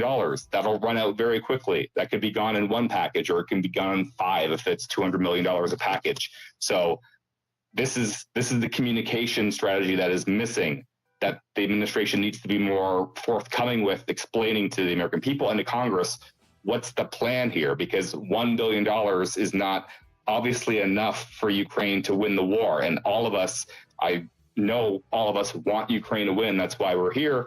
And I'm just concerned that there's no end in sight, and it didn't have to be this way. Redstone, if you want to come in with one last point, go ahead. I am hoping to move on fairly shortly, though. Yeah, please. And Michael, you're on the journalist side. You can package this and take it for what you will, but it's very much a personal comment. I don't think that the Biden administration is trying to use the war to get Republican votes in 2024, but I do wonder if they look at the politics of what the average voter who will vote thinks about the war on all the political parties. I know that from personal experience. All Republicans that I know, which is a lot, early last year, were very upset about the invasion. And, I had friends and family members making statements such as, I would love to go over there and, fight hand in hand. That changed towards the end of last year into, we can't sign blank checks. You don't know me. You can just say I'm making that up. But there was a 180 interpretation that I noticed. People that I know very well, their mindsets changed. I can't explain that. But I also get my news from different sources, and I inform myself. I've been on, these talking spaces and Maria Aid, Maria Report, and et cetera, informing myself, and I know other people have too. But that's all I can explain. All I can assume is that they are getting information, and it changed their perspective. I don't know if that has anything to do with it, but if that does track with a significant part of one party is just against this, I often wonder if that's not why the messaging, as Colby says, is somewhat vacant. I don't really know. It's just my interpretation based on my own experiences. Thank you. Well, look, I don't just real quick, sorry, Michael, and then we can definitely move on. I don't disagree with any of that, but I think this is kind of proving my point that you had people that were initially very supportive of Ukraine and now are not so supportive of Ukraine, and that's already seeping into Congress people that were once very supportive of Ukraine and then now questioning whether this is wise to continue or not. I would say that's because there's no defined strategy. You're not going to support doing what we're doing right now forever without a strategy. So people that were willing to support Ukraine are not going to be able to continue doing so if there's no plan to actually win, because nobody in the United States wants another Vietnam or another Afghanistan, even though it's not American soldiers fighting directly. There's just an aversion to being involved, even in this capacity, just providing assistance forever with no end in sight. And there is no end in sight right now. I can't see one based on what's happening right now. Ukraine just doesn't have enough. The Ukrainians are saying very candidly, we don't have what we need.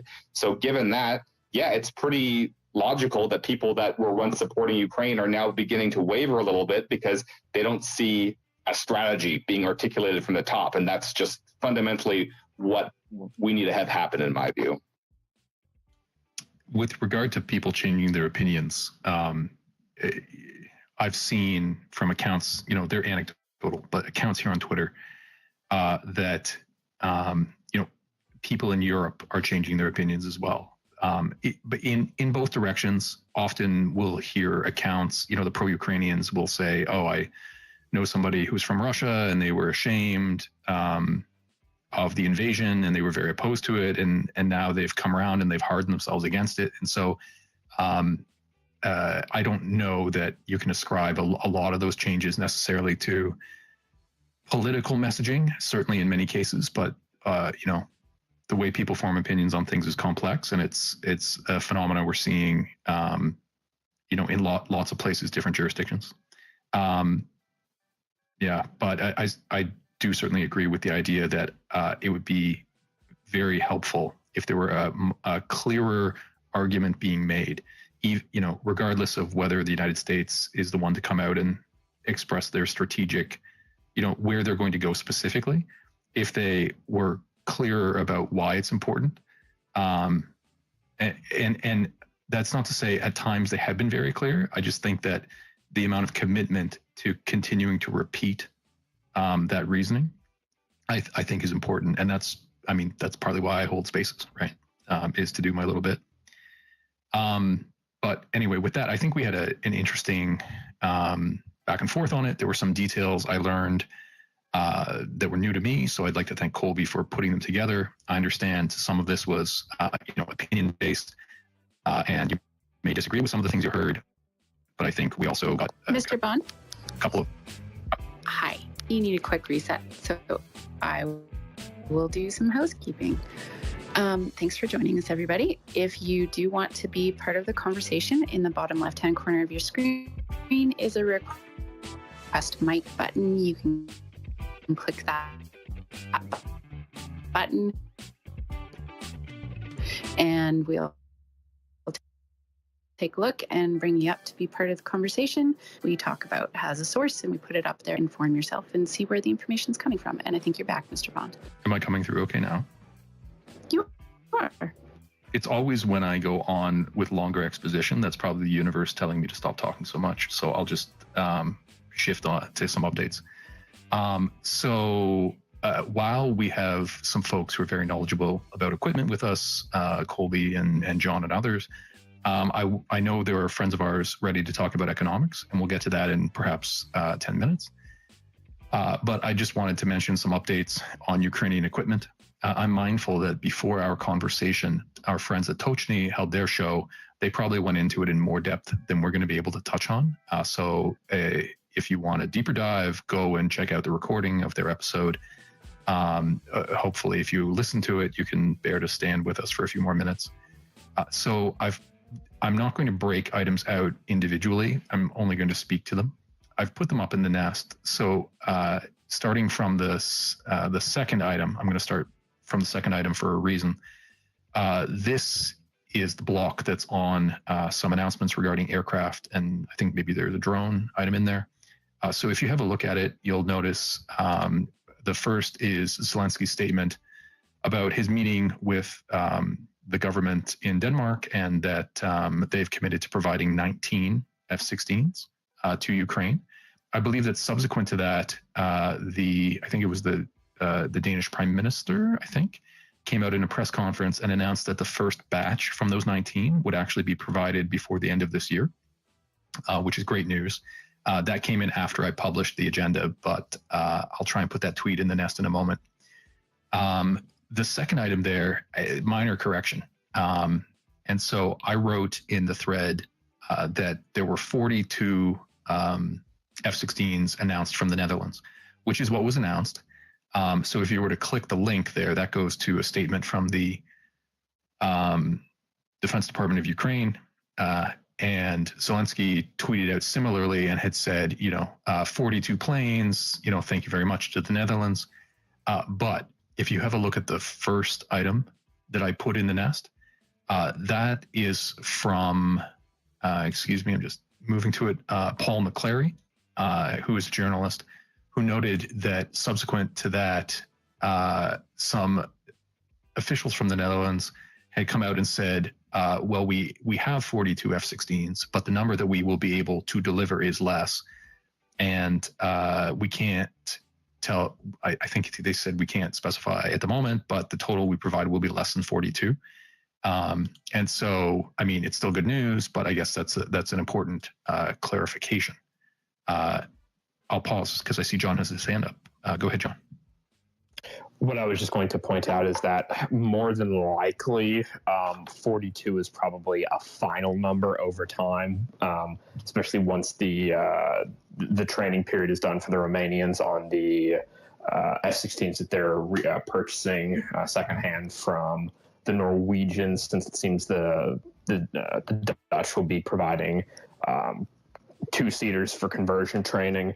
More than likely, depending on the state of them after that, that would, a certain number of airframes will be transferred now. Well, by now, I mean over the course of the next 12 months, then potentially the ones that are being used to assist Romania's conversion can be provided later. That's kind of my read of it as of now. So 42 eventually, probably 23, over the next year. Thanks for that clarification.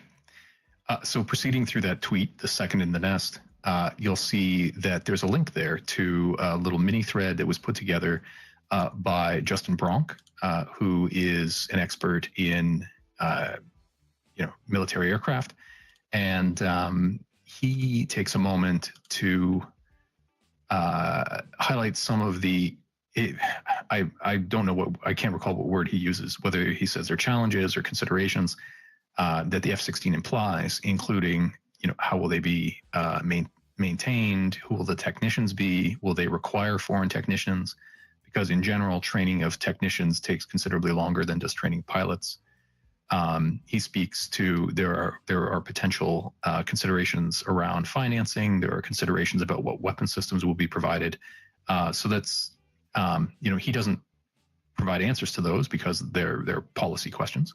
But I don't think he's presenting it as these are reasons they should not be provided, but he's saying these are the things that should be discussed, sort of in the same way that many of us, for months have been saying, boy, training should start now so that if a decision is made to provide the systems, the pilots are ready.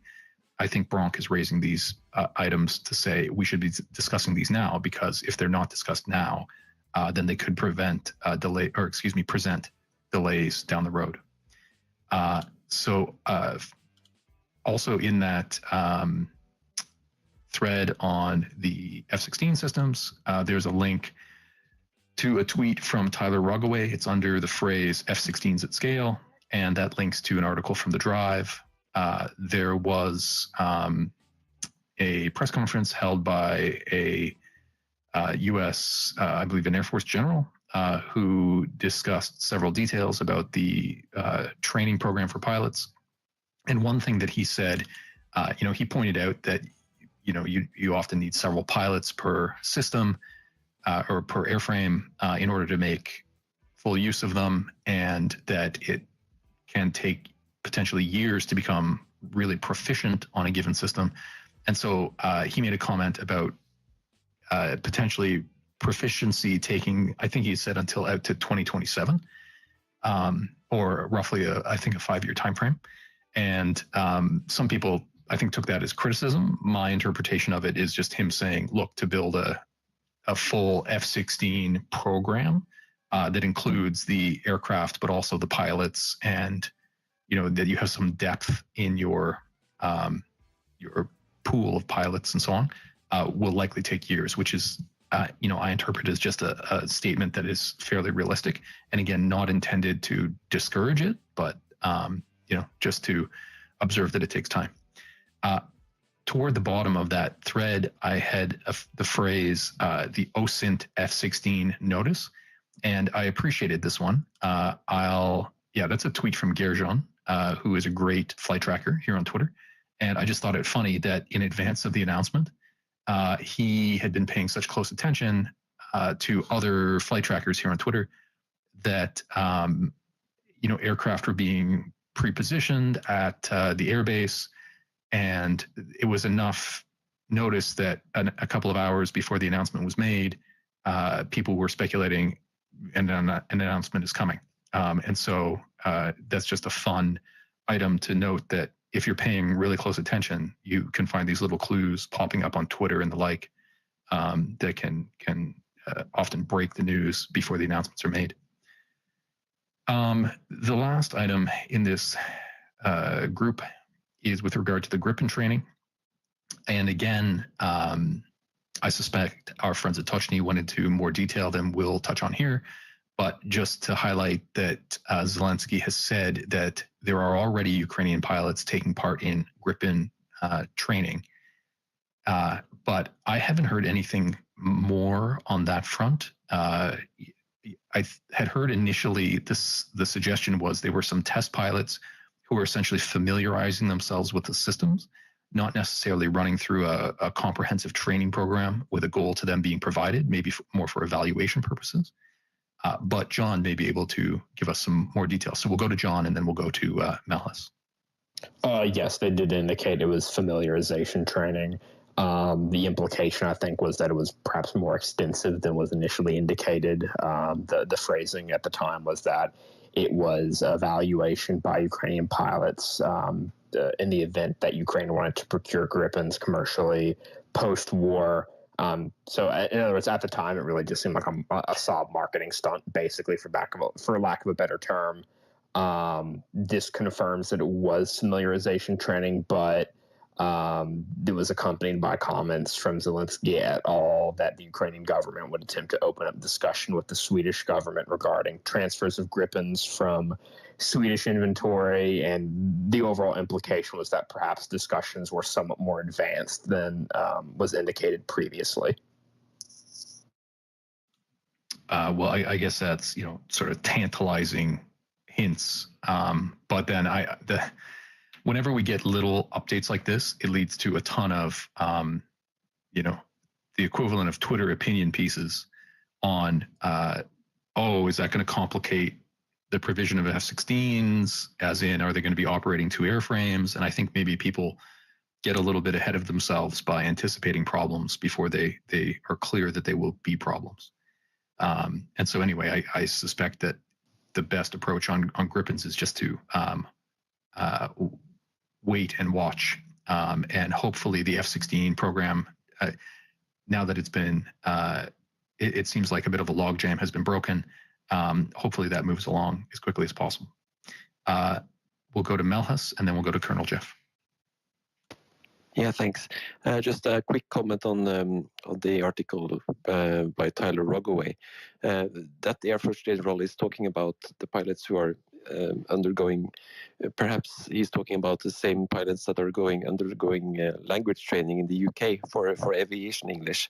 But I think it's important to keep in mind that we are probably here talking about different classes of pilots, so that the pilots who have already arrived in Denmark and have started training there are probably those who have are more ready to start flying earlier. But Ukraine also has some pilots that were in pilot school when the full-scale invasion started, so they would be onboarded earlier in the training cycle, so they would have to fly trainers for a while before they can start converting into F-16s, and they also need to train in the basic fighter tactics. So it's a complicated picture here, and I think some of this is also kept deliberately obtuse for the Russians. And so that's fair enough. I did interpret that Air Force General's comments not so much as being about individual training, taking that long, but that there are lots of systems that need to be established. And so he may also have been contemplating some of the things that Justin Bronk wrote about in that thread I also shared about setting up maintenance facilities and a more complete system, because he discussed proficiency at scale, and I think it's the at scale part that he was emphasizing. We'll go to Colonel Jeff and then to John. Yeah, so look, Justin Bronk's a nice enough guy, but I take big umbrage with his article, right? And here's why. What he says about, we've got to worry about, where are we going to get maintainers? Where are we going to get a logistics trail system? Where are we going to get weapon systems? Where are we going to get weapons? What he doesn't say, right? And to be fair, what a lot of people don't talk about is you've got some of the smartest war college graduates at the Joint Staff and the Air Staff, both in the Pentagon. 25,000 people work in that building, right? Maybe not all on air assets. Then you've got Air Combat Command down at Langley. Then you've got USAFE, U.S. Air Forces Europe, located at Ramstein. I guarantee you, right, I will lay money that when this war kicked off, every flag officer and every planning cell looked at his planning staff and said, I need you to ship me a plan to get F-16s to Ukraine, right? Every single one of them did it. And they don't publish it, and it's a classified report, and then all that's good. Don't get me wrong, but these guys are really, really smart, because I worked in a planning cell for a very long time when I was in the Pentagon. And when Zelensky is asking for weapon systems, it would almost have been criminal if the Pentagon didn't go, yeah, we're not gonna come up with a plan for F-16s yet. We're just gonna kind of just sit around and do nothing.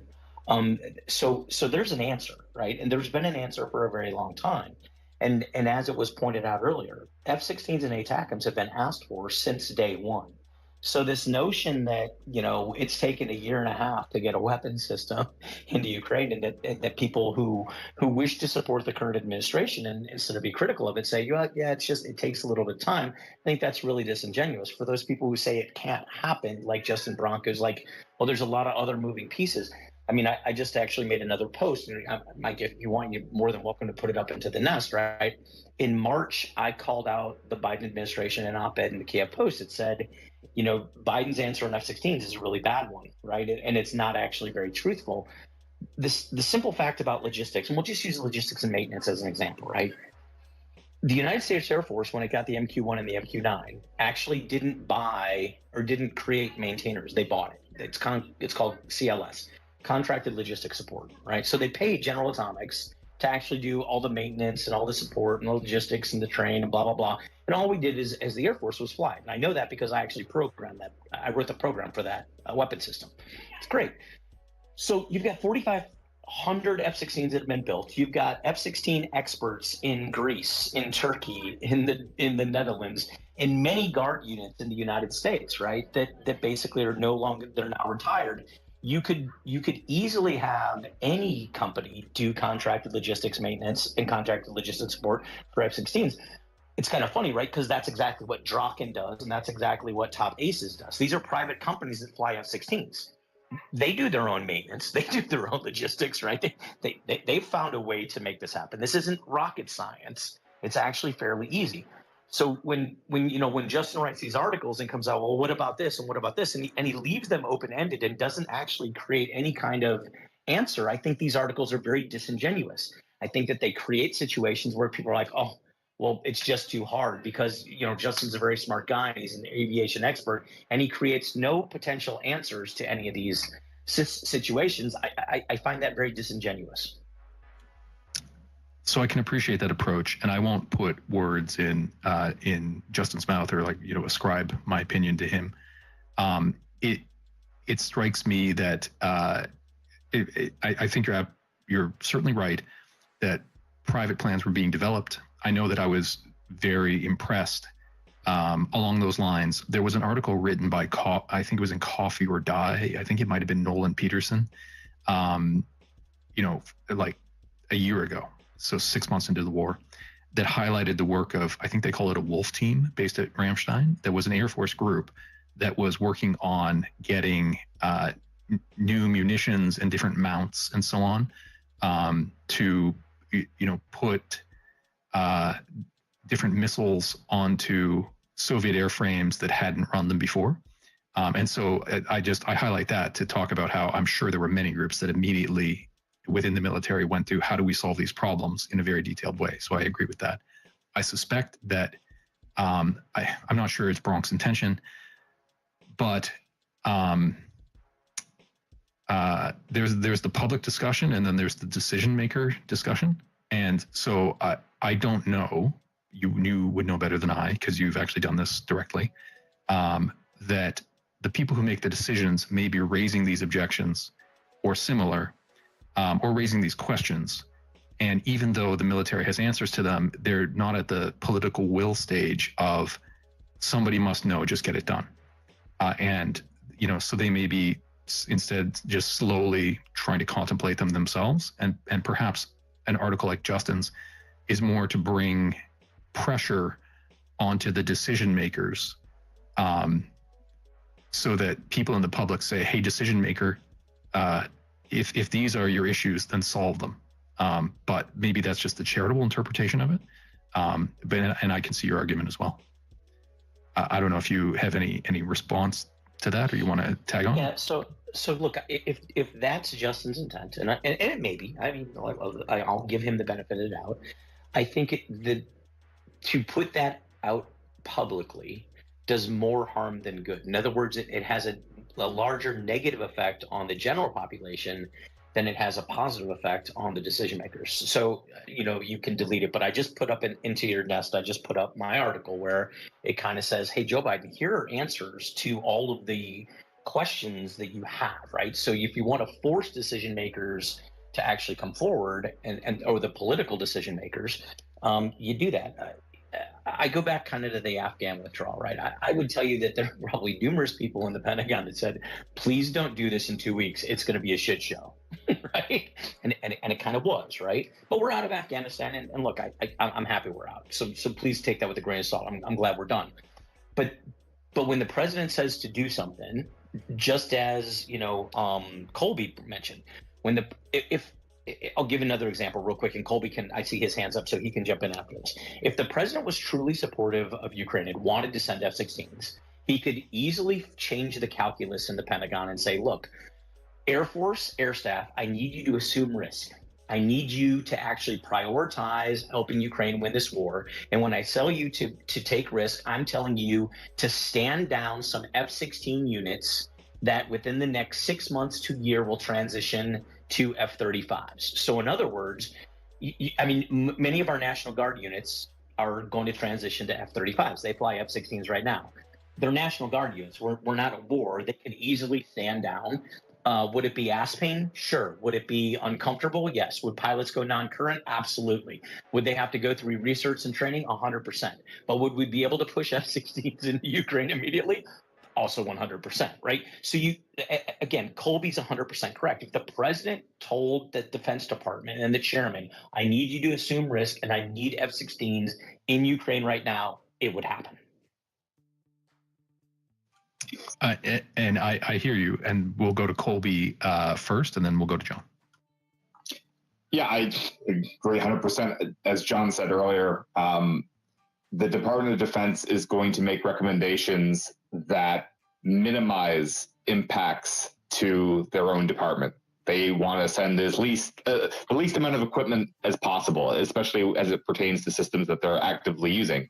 But these decisions have to be made. There have to be compromises on reducing inventory and certain contingency reserves. Those decisions have to be made, but they're only going to be made with direction from the top. They're not going to just volunteer. Yeah, sure, we'll give up F-16s. Nobody in the Air Force or at the Pentagon is really going to make that suggestion willingly. They're going to have to be told numerous times to do it. And I'll pass it over to John, and then I actually had a question that I wanted to ask. I may have totally forgotten. There was a specific item I wanted to mention in reference to something that Mr. Bond brought up. I've totally forgotten what it was. No worries. If it comes back to you, then go ahead. Colby, jump in with your question. Thanks. I got one in DMs, and John, maybe you or Jeff could speak to this.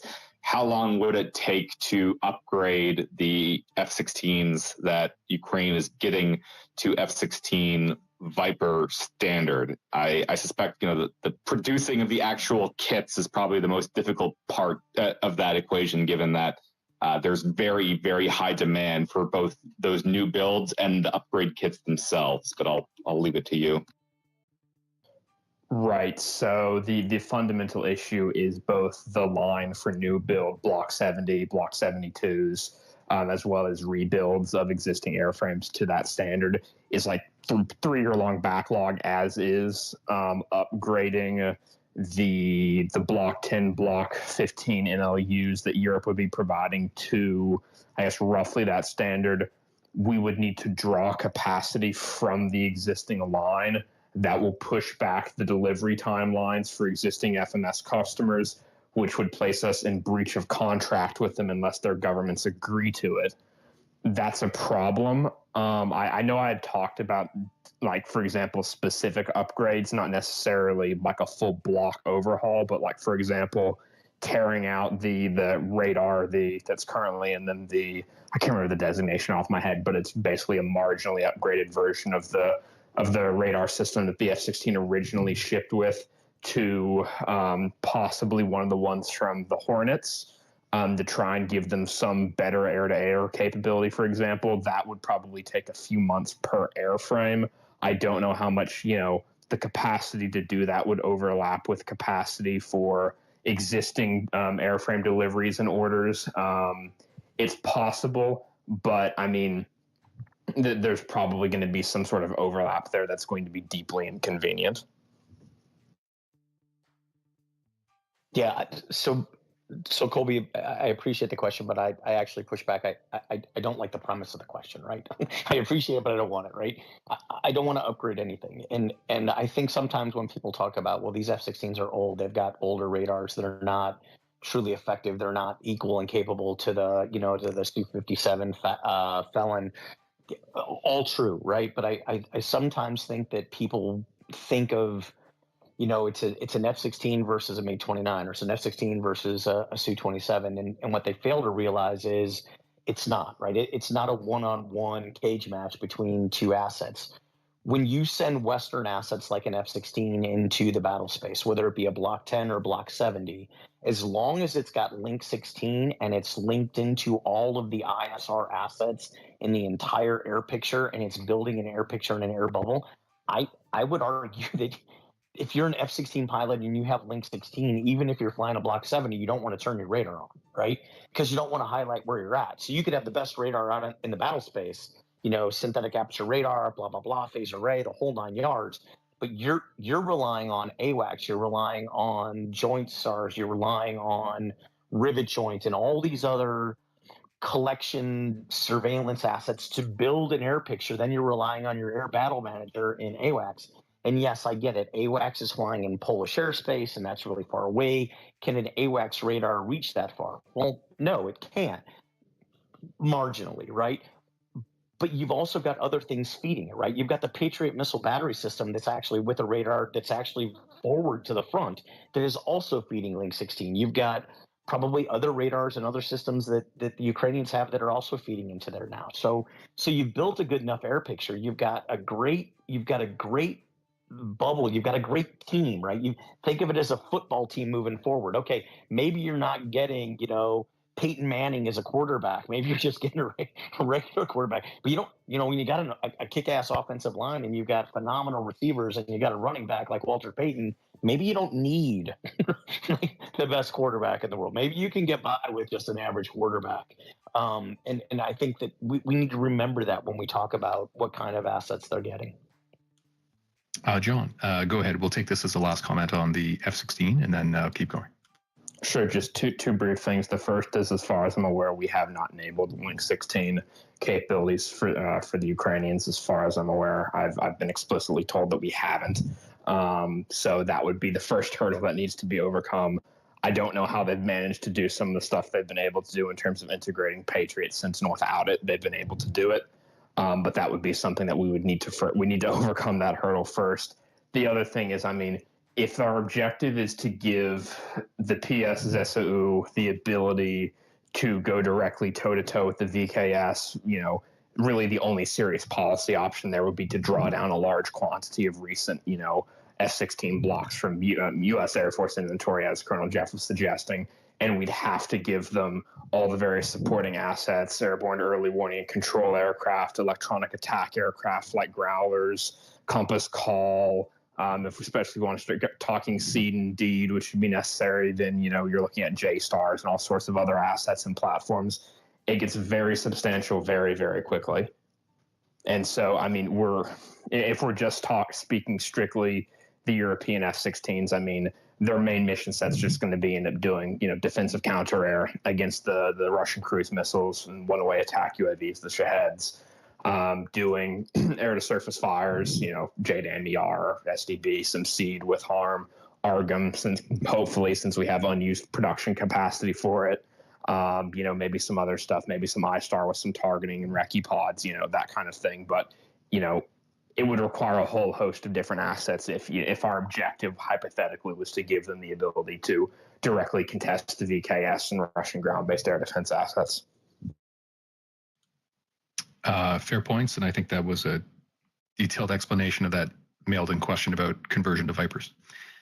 So I know I said we would move on to Econ in 10 minutes, and that was 25 minutes ago. I'm going to take one more minute to speak to some of the ground equipment updates. It's the first item in the nest. I'm essentially just going to read these, like the subject matter off, to flag them to you so you can do further reading if you're interested, but we won't dig too deeply into them. So the first of which was the announcement of a joint CV-90 production between Ukraine and Sweden.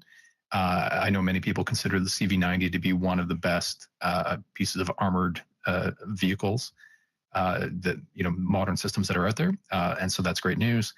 If you want details, check out the article. It is in Ukrainian, but I think you can easily translate it automatically. The second item there, it was the announcement that Rheinmetall has said that it will begin refurbishing Leopards within Ukraine in the next month, and noted that there are now 12 Ukrainian employees who are undergoing training in Germany. So that's great news. And you'll recall that Rheinmetall had previously talked about setting up a factory in Ukraine, which is a different initiative, but obviously repair is a great step. Next item there, tweet from German aid to Ukraine. He translated a video with captions on training of Ukrainians on Leopard 1A5s, and he notes that Ukraine is due to receive 135 of those fairly soon. And so, some interesting details are included in that video. Next item, it's a tweet from War in the Future, but he's just linking to an article by the Washington Post about continued details on the ramp up of U.S. artillery production. I don't think there were a lot of new details in here, other than I think the U.S. had previously announced it was at or approaching 24,000 rounds a month production, and that in this article they said they will soon be at 28,000 rounds a month production, I think was the detail. And then I also saw Colby note that the one other item is they're going to ramp up the production considerably to, I believe it's 80,000 rounds a month. And previously they had announced that would happen sometime in 2025. And this article specified fall 2025. So those were the two new points. Second item from the bottom, just the thread on the threat of lancets. And so we've talked about how mines are a major problem, and sort of after mines, I would agree that I frequently see Ukrainian reports that lancets are an issue. It's a bit of an opinion piece from Thomas Tyner about the importance of building out new air defense systems that can deal with small drones. I think it's worth considering, even though he essentially says it's a very difficult challenge for Ukraine because most Western countries themselves don't have an answer to the problem, and so they would be catching up as well. Finally, just a small matter, occasionally we chat with folks like Sam Bendet, who covers drone use in the war, and I thought this was an interesting story from a Ukrainian outlet about a new domestically produced drone. And of course, the Ukrainians have been very creative in generating new drone types. A lot of what we've seen have come out of workshops, and this looks like it's something that's progressed to a commercial production level. And apparently it's just received approval from the Ukrainian Defense Ministry to be used for military purposes. And so if you wanted to learn a little bit more about that piece of equipment, the article's there. John, did you want to jump in? Yes, I was going to say, I'm pretty sure, as with all Washington Post articles involving numbers and defense topics, I'm pretty sure, like, most of that's wrong. The prior reporting from a number of other outlets, as well as comments from Doug Bush, who's basically in charge of Pentagon procurement, the previous reporting was that we hit 24,000 by the end of either last calendar year or last fiscal year. That was the plan as of like many months ago. Doug Bush acknowledged that we hit that target several weeks ago. We are probably already at 28,000 or beyond it. As best I can tell, we're at least 3 months ahead of the production schedule. So the Washington Post is way behind with their numbers as far as I can tell. Well, it's unfortunate that the reporting wasn't up to date, but it's great if we're ahead of where they report we are. Colby, go ahead. Yeah, real quick.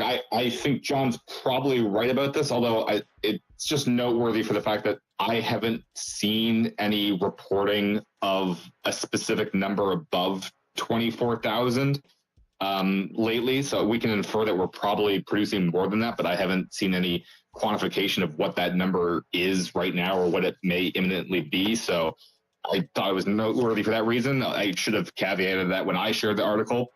Oversight on my part, especially because John's correct, the Washington Post has been inaccurate on a number of different topics, especially when it concerns specific numbers of things being produced. But hopefully, yeah, we're beyond that 28,000 number already. But it's a firm number allegedly that's being reported in the absence of other information. Thanks for that clarification, guys. And so in the agenda, if you were looking at it in order, I'm going to skip over updates on Russian forces. A lot of that is about a week old by now anyway, in that I do want to spend some time to focus on some economic matters that we don't normally get to.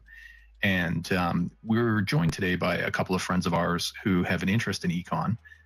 In particular, Lorem Ipsum and Extra Rendition have joined us. And I know that Lorem was speaking with our friend Andrew Perpetua about economic matters in his space a few days ago.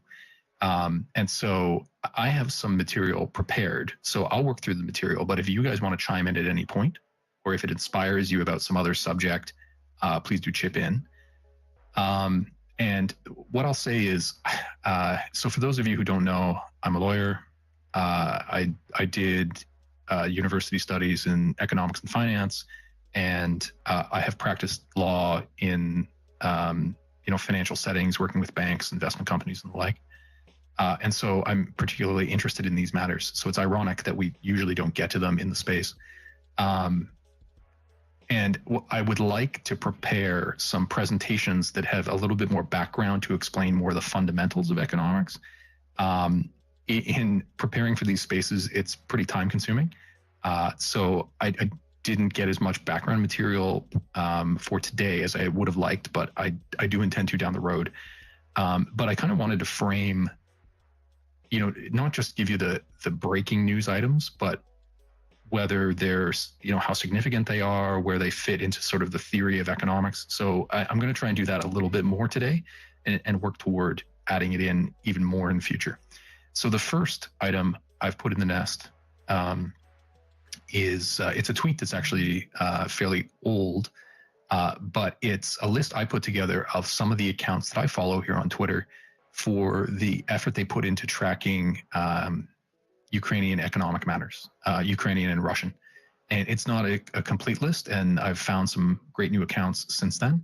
But I had this one handy, and so it would be a great starting point for anybody who wanted to follow the matters more closely. So part of the reason I decided to prioritize economics today is that over the last week, there was a lot of focus on the change in the value of the ruble.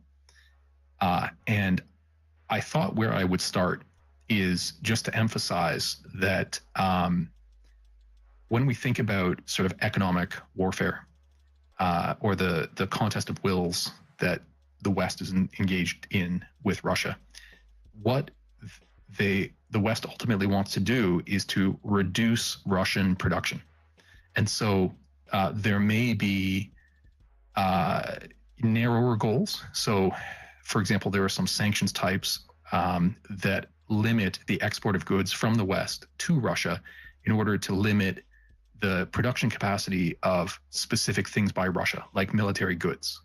But there are also, a general intention to limit Russian productivity overall in order to impose costs on Russia, to try to disincentivize them from, continuing the war, number one, and number two, to limit their ability to produce items, even beyond weapon systems, but that would be in support of the war, because it can create, domestic political pressure in theory. And so I don't know that the West has come out and outlined all of those goals specifically, or that they've necessarily prioritized or explicitly set out their priorities as between those goals. But those are all goals that seem to be being pursued simultaneously, although to varying degrees. And I say that because it's production that matters. And so when you see people talking about, the ruble is falling in value relative to the US dollar, that's great, but it's a proxy, right, for the performance of the Russian economic system. And that what contributes to the value of the ruble, right, in economics, there are stocks and there are flows, meaning there are pools of value that exist that can be drawn upon. And then there's the continued rates of production. And a lot of sanctions are intended to lower those rates of production, because in general you can't get at the pools or the stores of value that exist. In reaction to the invasion, this was a unique case where the West actually was able to get at some of those stores of value by freezing Russian central bank assets held abroad to the tune of, if I remember correctly, about $320 billion US dollars. But other than that one-time effect, generally you're trying to affect the flows of production as opposed to the stocks of value. And I break that down because what contributes to the value of the ruble isn't just the flows, but it's also the stocks. And so you can't attack both of, it can be difficult to attack them both. And so what I'm explaining is the ruble is a proxy for the performance of the economy, but it's not a perfect proxy. And so it's very interesting to see that the ruble's falling, but we just need to set it in context. And so I'll continue with a few more points in a moment, but I see that Lorem's put his hand up, and I'd love to hear what you have to come in with.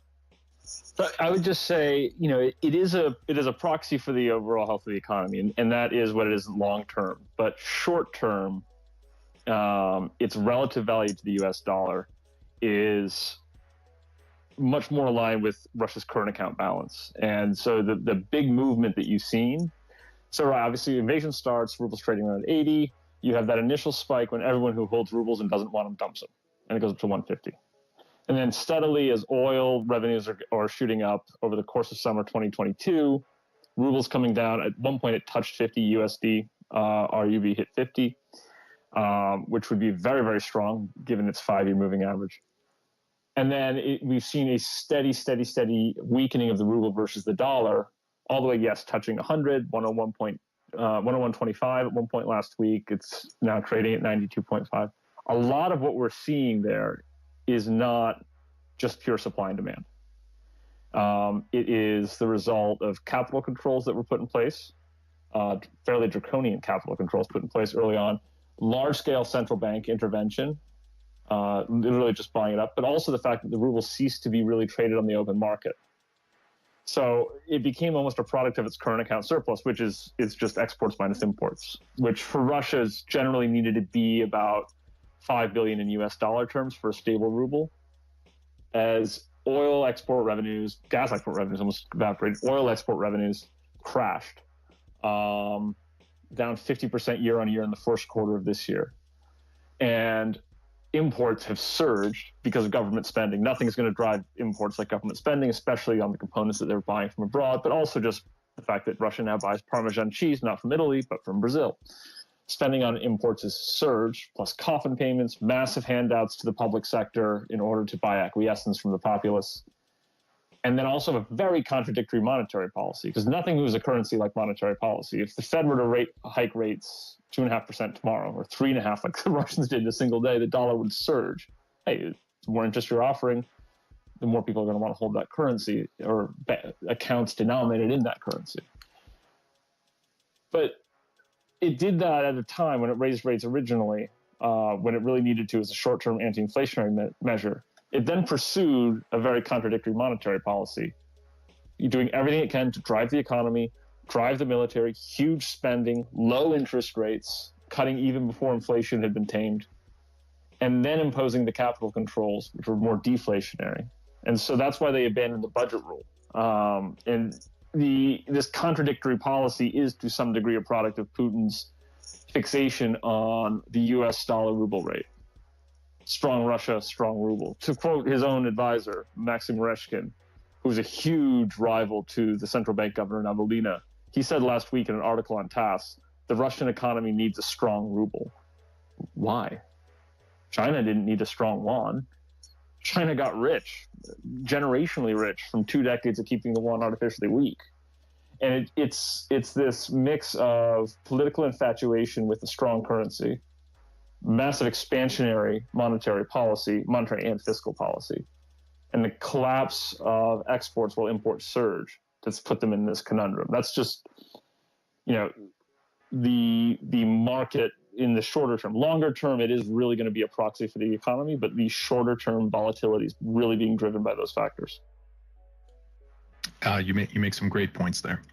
And so some of the material that we have in the nest is in support of that. So if you were to look at the second item that's up there, it's a tweet from Holger Shepitz.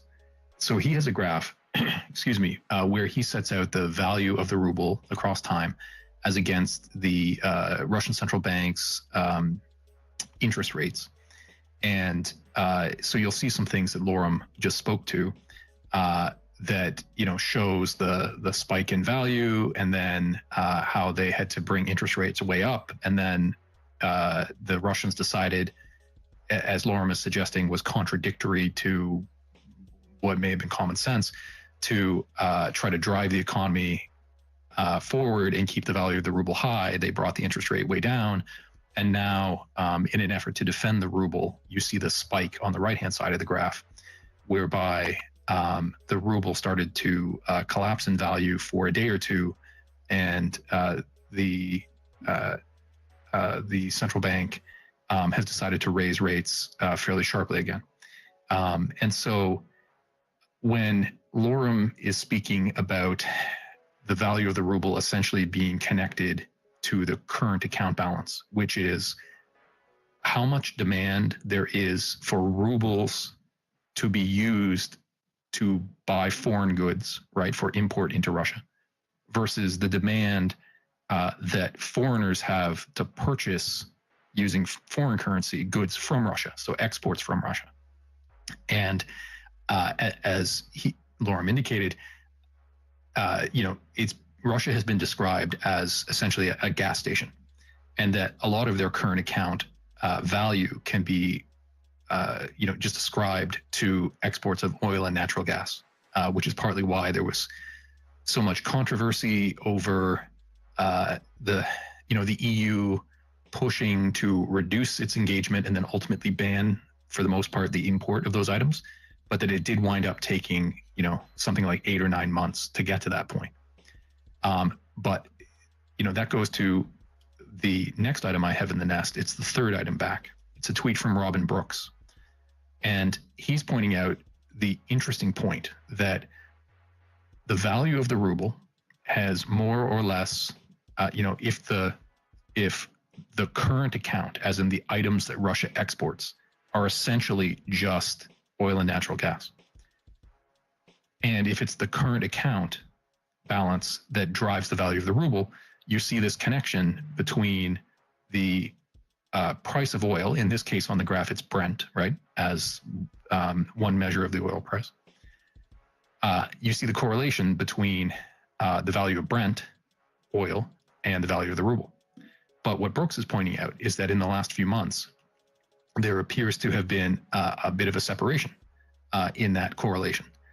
And so, the question starts to become, well, what drives that? Why is it that the current account isn't the decisive factor anymore? And it could be just that all of the actual substantive effects on the economy, whether some of those are driven by Western sanctions or whether some of those are driven by everything from Western companies departing Russia and leading to reorganization, or perhaps most relevantly, a huge part of the workforce being removed in order to be sent to train and fight in the war, or they're being disturbed because they fear potentially being sent to the war, and either they've left Russia or they've changed their lifestyle, which is leading to disruption. So it may be that there are real effects hindering the performance of the Russian economy that are starting to influence the value of the ruble more than just current account. And I've suggested, as we've been talking about these things obviously since the beginning of the invasion, and I've said several times that one thing that matters as well is psychology. And so, inflation is about the expectation of increase in prices. And partly those expectations can be based in reality because you think your input prices are going to go up. And partly they can be based on fear, right? And or expectations that things are not going to go well, potentially because you're not being well governed. And so it strikes me that there may be more of a psychological element where people are looking around and seeing that things are getting worse, that is contributing, in addition to the real harms being done to the Russian economy, and that may be contributing to the inflation that's affecting the ruble. But did you want to come in on that? Oh, sure. I was just, you're absolutely right when you point out inflation expectations are what really matters. It's not historical price changes. It's what people expect to happen because that's what drives behavior. And inflation expectations do have a way of becoming a self-fulfilling prophecy. But I think one of the reasons that Russia, and take all politics, take the war out of it, just if you're looking at a spreadsheet, why Russia is in a more difficult situation in dealing with this inflation than other countries, including far from perfect countries, who have successfully dealt with inflation over the last 24 months, is because Russia is essentially creating a large informal economy that did not really exist prior to the invasion and prior to sanctions and prior to these capital controls. And the larger the informal economy, which is the polite academic term for black market, the larger that becomes, whether it's people, covertly or subtly or corruptly buying and selling dollars that they shouldn't be, taking them out of the country, transferring wealth out of the country, fraudulent conveyance of assets, whatever form that takes, is taking those assets, that part of the economy, outside of government's control and their ability to regulate it. And that starts a very, very dangerous cycle for a government where you can essentially lose, not just have poor regulation, but lose the ability to effectively regulate your own economy because so much of it has gone into the black market, aka the informal economy. Yeah, great points. And I'll speak to capital controls in just a moment, but we'll go to Eye of Stolas. Go ahead. Yeah, I was going to note that basically as a result of the stuff that happened in 2022, Russia opened up several companies in order to deal with like back channel operations. A lot of it dealt in cryptocurrency. It ties back, if anyone was familiar with the American Retail Group scam that happened, like basically the reason they were revoked was because people were using cryptocurrency to fund startup corporations. And while what that eventually turned into no longer exists here, it's the entire Cimex exchange, for example. They still do the same thing in Russia. They do it in Kyrgyzstan. They do it in Kazakhstan. But cryptocurrency gets moved in. Companies are funded based on that because the crypto exchange is basically issuing stocks for a corporation as opposed to issuing crypto. It gets into a little bit of complication. It's something I've been trying to learn about over the last year. But that's one of the ways in which like they saw the ruble having an issue. And so part of the reason maybe there's some mild fluctuation, and I've also watched this with some of the dark crypto money accounts that I watch. Those fluctuations that occur will occur at the same time in which there are major fluctuations in the ruble specifically. And all of those connections seem to be centrally tied to governmental decisions that are made by Russia. One of those, for example, back at the end of July, and I mean, maybe Lorem can speak to this, but one of the moves that Russia made was they decided to go do a recapture tax at the end of July, where anyone who had underpaid on over $1 billion of a billion rubles of taxable income, if they had underpaid on that, the Russian government was coming back and saying, if you made more than this, we're going to come back and we're going to tax you again as a result of this. So it seems like a lot of these fluctuations are tied between dark money, corporations, and the government itself. And all of those fluctuations seem to have a pattern that follows movement amongst one another, almost in the way that a normal wave would follow. One action results in the wave of another, and it just kind of moves around. But that's my only note. Sorry. Well, no, that's a great point. I know that in the first 6 months or so, there were a couple of articles written speculating about use of crypto as a sanctions evasion mechanism. And I know that people were looking, there were some individual instances of irregularity, but I saw some papers that looked at, for example, the rate of transactions versus the size of them. And the focus on sanctions evasion at that point was more on oligarchs attempting to get their money out, which is one form of sanction, as opposed to, corporations being set up in an effort to allow illicit foreign currency flows, which is kind of it's a different goal in sanctions evasion. And I know there were initial reports that it didn't appear that oligarchs were using crypto to try to avoid sanctions. But I haven't seen any reports on that front more recently. And it sounds like you're speaking more toward foreign currency manipulation than actually drawing value out of the country. But go ahead. Yeah, the other note I was going to say, God, did I just completely lose my thought? I think I just completely lost my place. I'll come back to it in just a moment. Sure, no worries. We'll take the comment from Eleni, and then I will get back to discussing capital controls. Hey, Michael, I'm not sure if you're willing to take the discussion towards, oil export policy right now or not, but I put out another tweet by Robin Brooks that he posted yesterday about Ukraine's Black Sea policy about war risk on exports. Yeah, so that's a great point. And as we work our way through the agenda, we probably have another 30 or 40 minutes of conversation left. We will get there. Okay. So if you just bear with me, we'll move in that direction.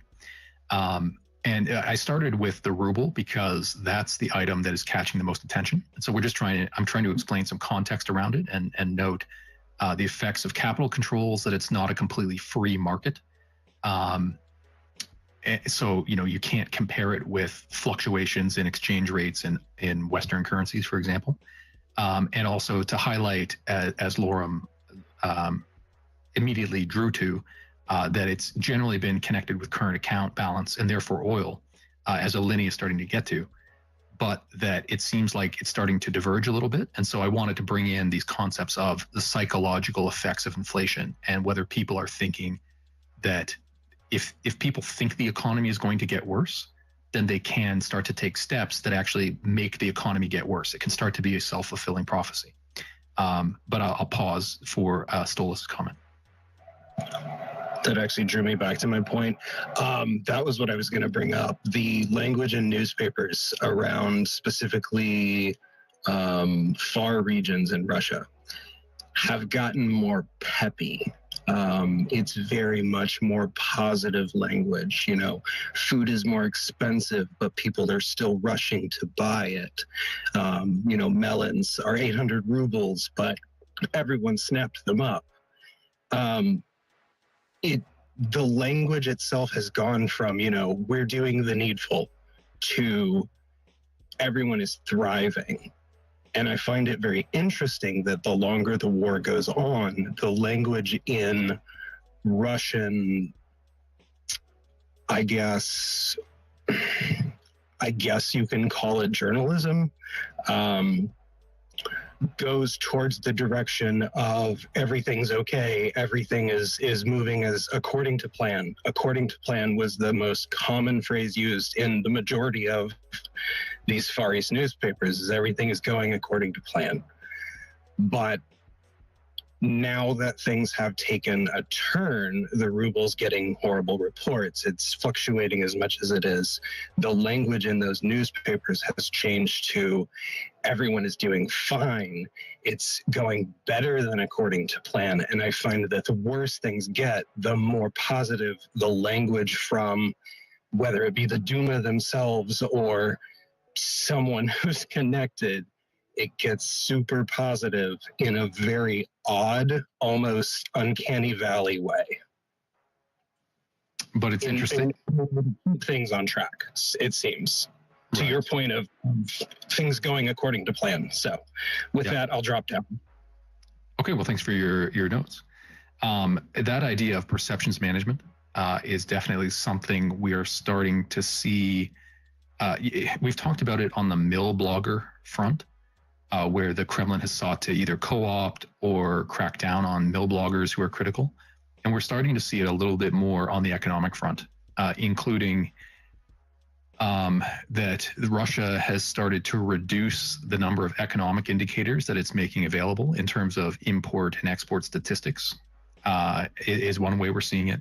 We're also seeing reports of some pressure on economists and academics not to report or interpret the impacts in particularly negative ways. But then cracks are also coming through. And so last week, after the shift in the price of the ruble, I don't have the link to hand, but there was a video that went around of somebody who had apparently hacked into, it's a building that had a digital text feed, like a scrolling feed on a screen around the top of the building.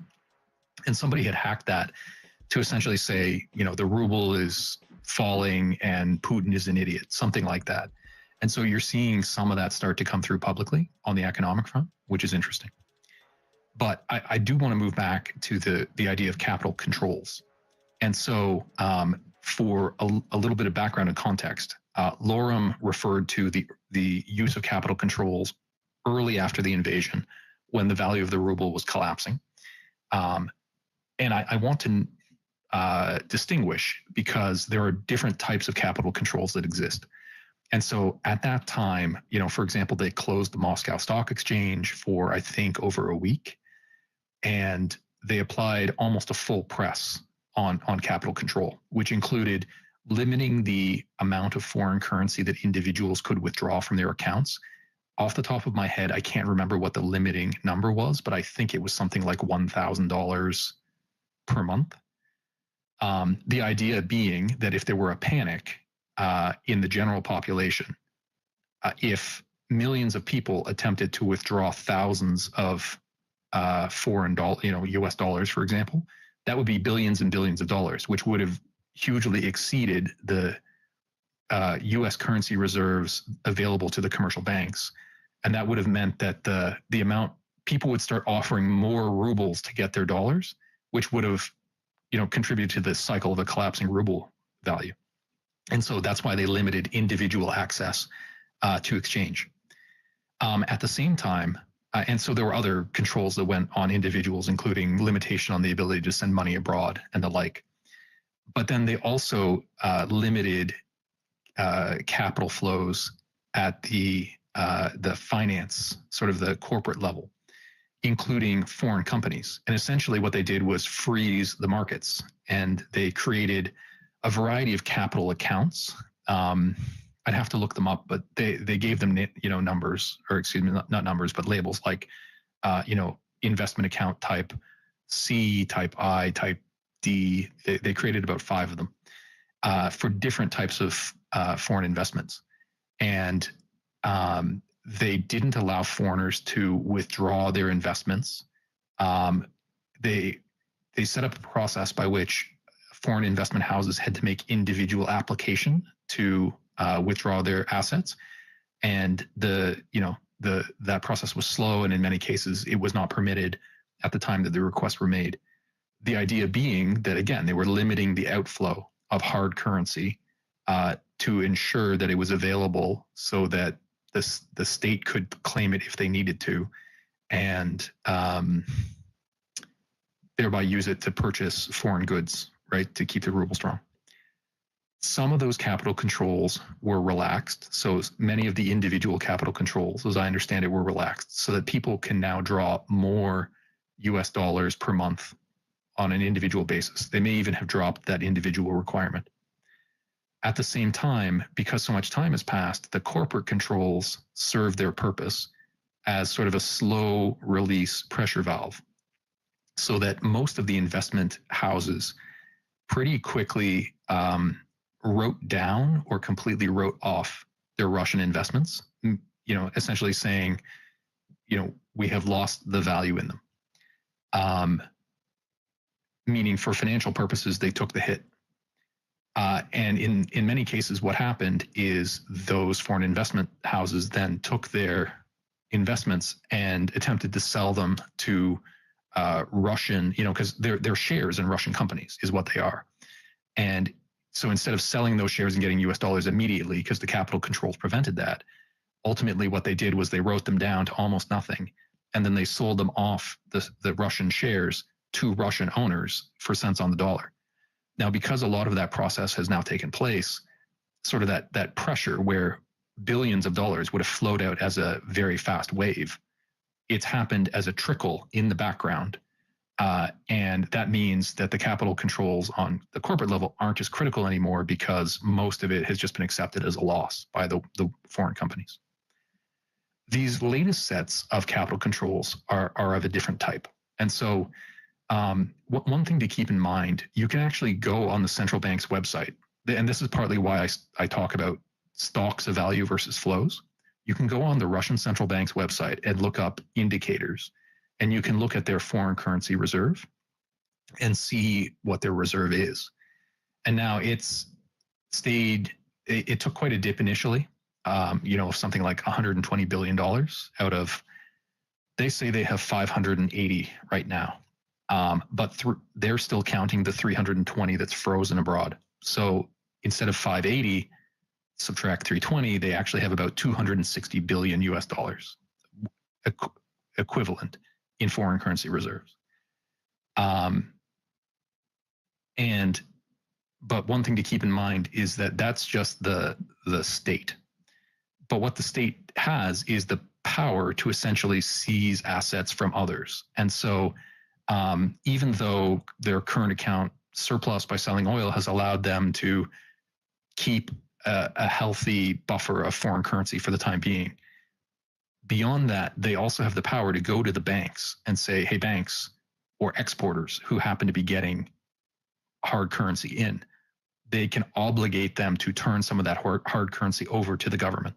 So while the central bank says they have 260 billion US dollars worth of hard currency, they also have access to a larger pool than that by potentially, compelling the transfer of foreign hard currency from their commercial banks to the government. So one of the rules that they had in place initially was saying you had to sell some small percentage of the hard currency that any exporting company made had to be sold into rubles, and then the hard currency was turned over to the central government in exchange for the rubles. So it was like a forced sale to the government. So the government had at least a guarantee on some purchase of hard currency, which ultimately it turns out they didn't need because of Lorem referred to that mismatch between the Europe and Western companies stopped selling things to Russia for the most part. So Russia didn't have to use its dollars. It had its dollars, but mostly it didn't have to use them at the same rate it was before. But that the West continued to buy Russian goods. So dollars were flowing into Russia at a normal rate, but not out of Russia at a normal rate. And so it turns out that the Russians didn't need that power to seize the extra hard currency from their commercial banks, but they still have that power. And so the first item in the nest is, in connection with this, notable fall in the value of the ruble last week, they had not only did they raise their interest rate dramatically from 8.5% to 12%, they also had a meeting of the finance ministry of the central bank to discuss potential capital controls, to say are additional controls necessary now. And you'll see in that tweet, it links to some Russian news coverage of the matter, that ultimately they made the decision to create guidelines only for large exporters at this point, that will require them to turn over some of their hard currency to the central government. And also it limits those big companies' ability to make large transfers of hard currency out via dividends and loans. So they're introducing these new measures, which indicates some nervousness on their part. However, if you click on that tweet that's first in the nest, I actually quote tweet an earlier article from earlier in the week where they had been, the Russian finance ministry's proposal was actually considerably more draconian than what they have ultimately decided to go with for the time being. And instead of making it mandatory, they're casting it as guidelines only for large exporters. So they clearly got fairly nervous, considered capital controls, decided to implement soft capital controls on big companies, sort of, while retaining the right to introduce harsher capital controls going forward. So they're nervous about these things. The reason I wanted to walk you guys through that is just to explain that, you can control the outflow of money on individuals. You can control the outflow of money to Western asset owners, right, investors, and you can control your own exporters and corporations. And so they've slowly been using all of those techniques, but it looks like they still have a little bit of powder, if you know what I mean. They still have more scope to clamp down if they feel they need to control the price of the ruble. The question is, can they accept the political cost that goes along with it? So that was sort of by way of background. I guess as a last point on this ruble issue is, if you have a look at the second item in the nest, Russia had adopted early in the year an approach in an attempt to keep a sufficient amount of foreign currency available to them, of going out into the open market and buying it. However, because of the disconnect between Russian banks and the Western systems, they were buying a much higher proportion of other currencies, apparently a lot of Chinese yuan. And there are also reports that because, for example, India has become a major buyer of their oil exports in rupees, they've been accepting payment in rupees, but they don't buy a lot from India. They built up quite a stock of rupees. So it's just interesting to see that it's not just a question of how much foreign currency does Russia have, it's what is the mix of that foreign currency, and can they actually use it to buy the things that they need. And so this second item in the nest is that while they had been doing those open market purchases as a policy, they've now stopped those because of concern that by selling rubles to buy foreign currency, they're contributing to the devaluation of the ruble. Exit, go ahead. So that kind of begs the question, is there anything that their association with BRICS specifically does to help them with their ruble, or is, how does BRICS work into this, essentially? Well, I saw Lorem's hand shoot up, so why don't we go to him? In terms of the BRICS as an organization, nothing. They are in no position. There's all the talk, and this is one of my hobby horses that I've been on since the invasion, to talk about a joint BRICS trading currency. It is absolutely defies willing suspension of disbelief to suggest that 5 nations with as divergent economies as those 5 could pool together and create a common trading currency. There's also, by the way, the idea that it would be gold-backed, which is even more risible. Just for context with BRICS, 85% of the population and 90% of the output of BRICS, economic output of BRICS, is India and China. Russia is in 4th place on both metrics and has far less sway than they would present themselves within that, what is essentially a loose, non-committed, non-dedicated grouping that has met since 2009 and never actually achieved one of the resolutions passed in their joint statements. It's, China will help, absolutely, to the degree that it is in its interest to help Russia. I think the same goes to some degree for Brazil and South Africa.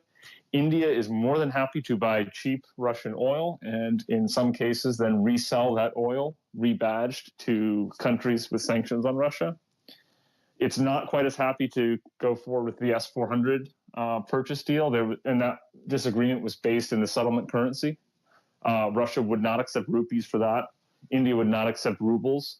And Russia and India both feared any transaction settled in dollars for the S-400 deal would have sanctions implications. So it's a very, very good PR talking point. But even the guy who coined the terms, Jim O'Neill from Goldman, said in an interview with the FT last week, I think he called it the most ridiculous idea I've ever heard, which was that common trading currency.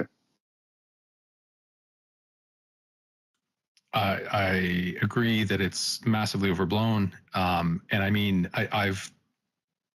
I'm not original in this, but I've pointed out, if you look at the internal tensions that develop even just in the European, or not in the European Union, but in the Eurozone, as between North and Southern countries, because their economies run at different rates, what that means is that you can't adjust your monetary policy for your local conditions.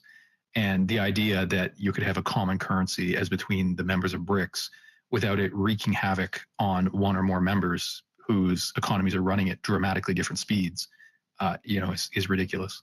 It'll be interesting to see what happens with the coming convention, because there's talk of several countries joining the group, and we'll see if that changes the dynamic of the discussion. But we'll go to Extraordinary. Go ahead. Yeah, hi. I just wanted to say about the whole BRICS thing, there's something that I wanted to ask Ipsum specifically, because I know he loves to talk about it, and a lot of us have seen quite a few people online talking about a gold-backed BRICS currency coming out, and I would just like Ipsum to speak on why that is unlikely. Sure. I'll use my go-to line. If all BRICS countries, all current 5 members, devalued their currency relative to gold by 90%, they would still be an order of magnitude away from being able to back their currency with gold, even if they had all gold ever mined in human history and all known unmined gold reserves at their control. It's ludicrous math. Now, sometimes you see commentators say, well, we're not really meaning it's not a gold peg. We're not actually going to peg, this new currency to gold. It's just more that we would have the ability to do open market operations using gold, which has always been true. If that's the standard for gold backed, then the dollar is gold backed by this standard. It's a complete twisting of the term gold backed. Just because a central bank holds gold reserves next to foreign currencies for open market operations does not make the currency gold-backed. It's a canard. It is a Kremlin talking point. You also do see it from Chinese sources sometimes. You really don't see it from any other sources. It's essentially playing up the fact that, well, if Russia is just a gas station, we're going to use, this commodity. You do see sometimes it's an oil-backed, again, ridiculous. India and China are oil importers. So it's something that has no basis in reality, but it is something that definitely plays well to the gold bug audience in the United States and other Western countries. Related to that question about use of a BRICS currency, you sometimes see people point to a central bank digital currency as, saying, oh, well, this is a mechanism that they could use to try to dig themselves out of the hole that they're in, or that is prone potentially to manipulation. However, if you follow the developments of that Russian central-backed currency, central-backed digital currency in their news, they're doing an initial pilot program. But my understanding is that it only involves something like 13 banks, and that it's quite small scale at this point. And given their reduced access to foreign financial markets and, in theory, their reduced relationships with Western software providers, I suspect that it will be a challenge to roll that out at any kind of scale, for years and years. Just to continue, 2 last points on the effect of the ruble, that are affecting the price of the ruble in foreign currency. If you look at the 3rd and 4th items in the nest, the 3rd is a note that points out, because Russia is ceasing its open market exchange purchases of foreign currencies, what that means is that while they won't be, their efforts to sell rubles will not be contributing to the decline in the value of the ruble, it also means that they'll have difficulty manipulating it to potentially to defend it, thereby leaving the fluctuation in the price more in the hands of large corporations, which I think is a correct point. And that might be why they started looking at capital controls, is that even if they don't want to be participating in open market transactions, they'll exert control over the corporations to buffer the effects that those corporations can have on the value of the ruble. The 4th item back in the nest is a point that came out about a week ago, whereby the Kremlin said that purchases of certain agricultural products must be made in the form of rubles. And this mirrors a debate that was had in the summer last year, when the Kremlin started to demand the Western buyers of oil pay for those oil purchases in rubles. Mr. Bond, you just need a quick reset. Thanks, everybody. You will note, I'm really glad you guys are all here. I'm learning a lot, and I'm getting to ask some questions that I've wanted to ask for a while, and we're actually talking economics in Mr. Bond's space, which is super exciting. A quick reminder that if you're looking for the sources for the things that we're talking about, yes, we share them up in the nest, but they also get shared down in the bottom right-hand corner. There's that little button. Currently it says 42 in it. That'll take you to the tweet for the space. And we share all of the tweets that are up in the nest down to that tweet there. You can bookmark that and have all of the references for later in the week if you need to look something up. I know that I come back to them pretty often. Mr. Bond, are you back?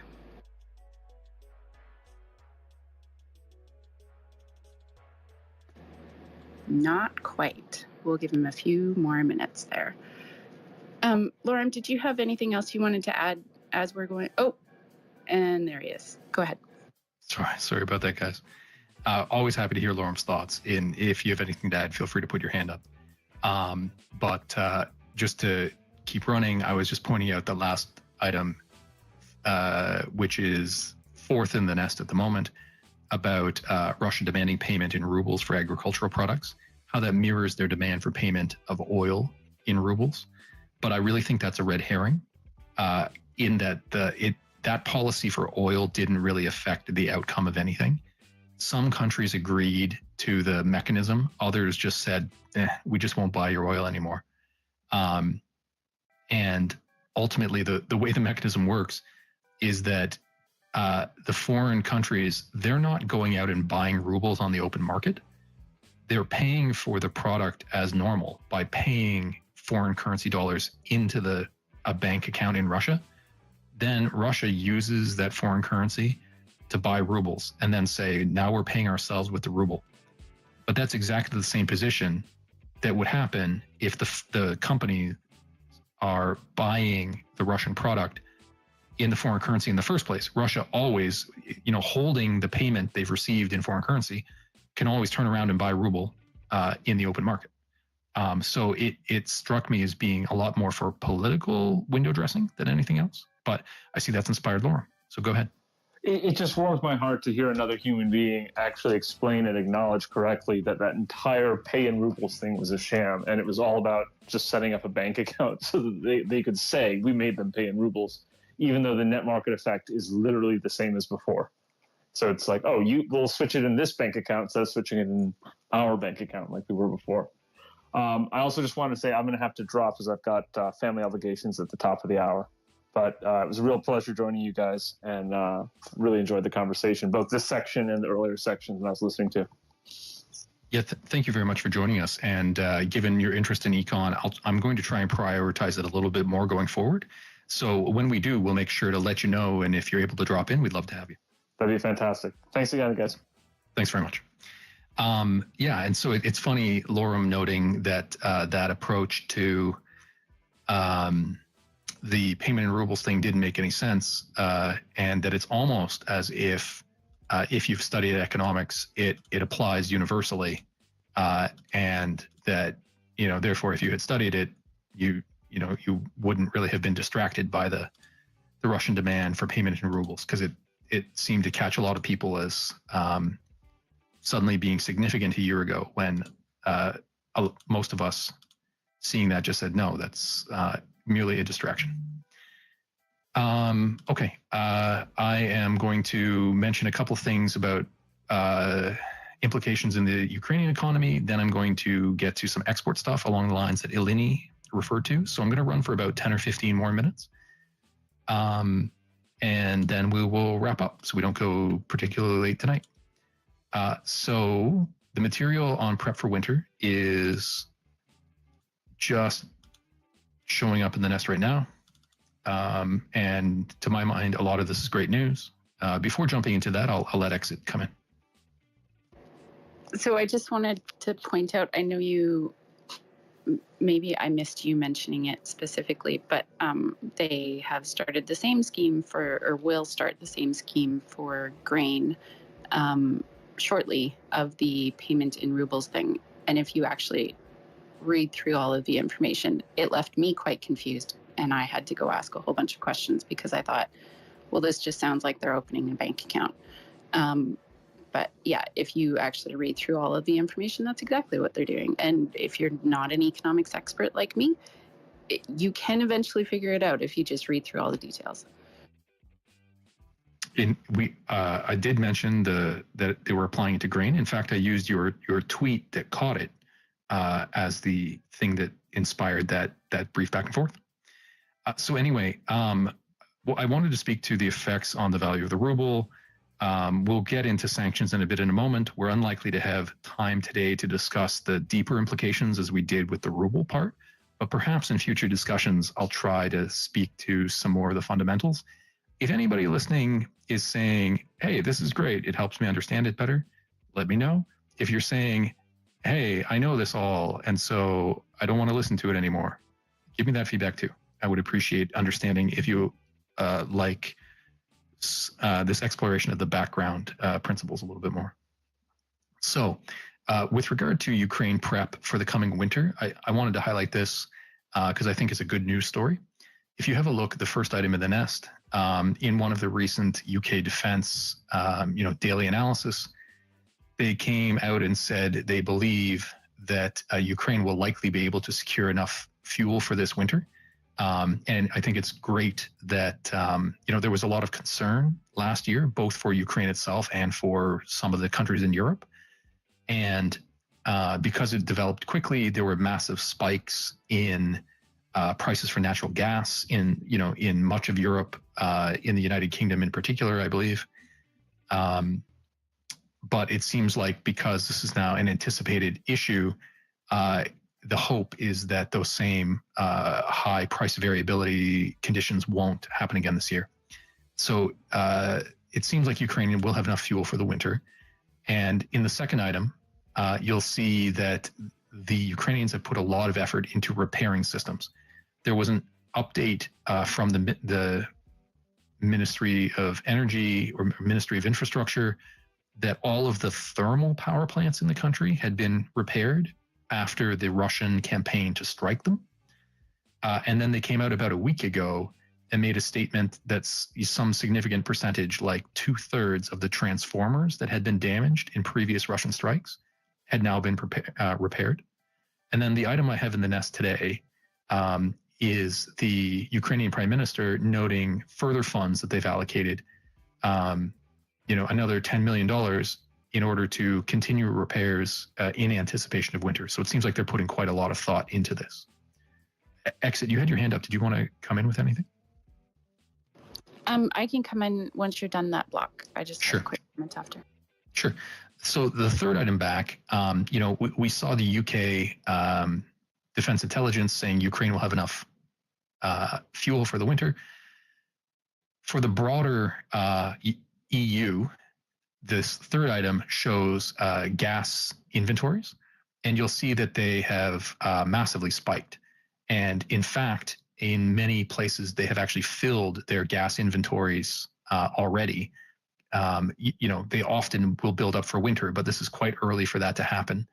And as a result, so some places in Europe are still getting natural gas from Russia, and that natural gas is transiting into the EU through Ukraine. I understand there is irony that Ukraine is still transiting natural gas, but it's a commercial reality. And in order for their EU allies to continue supporting them, they've had to keep that flow.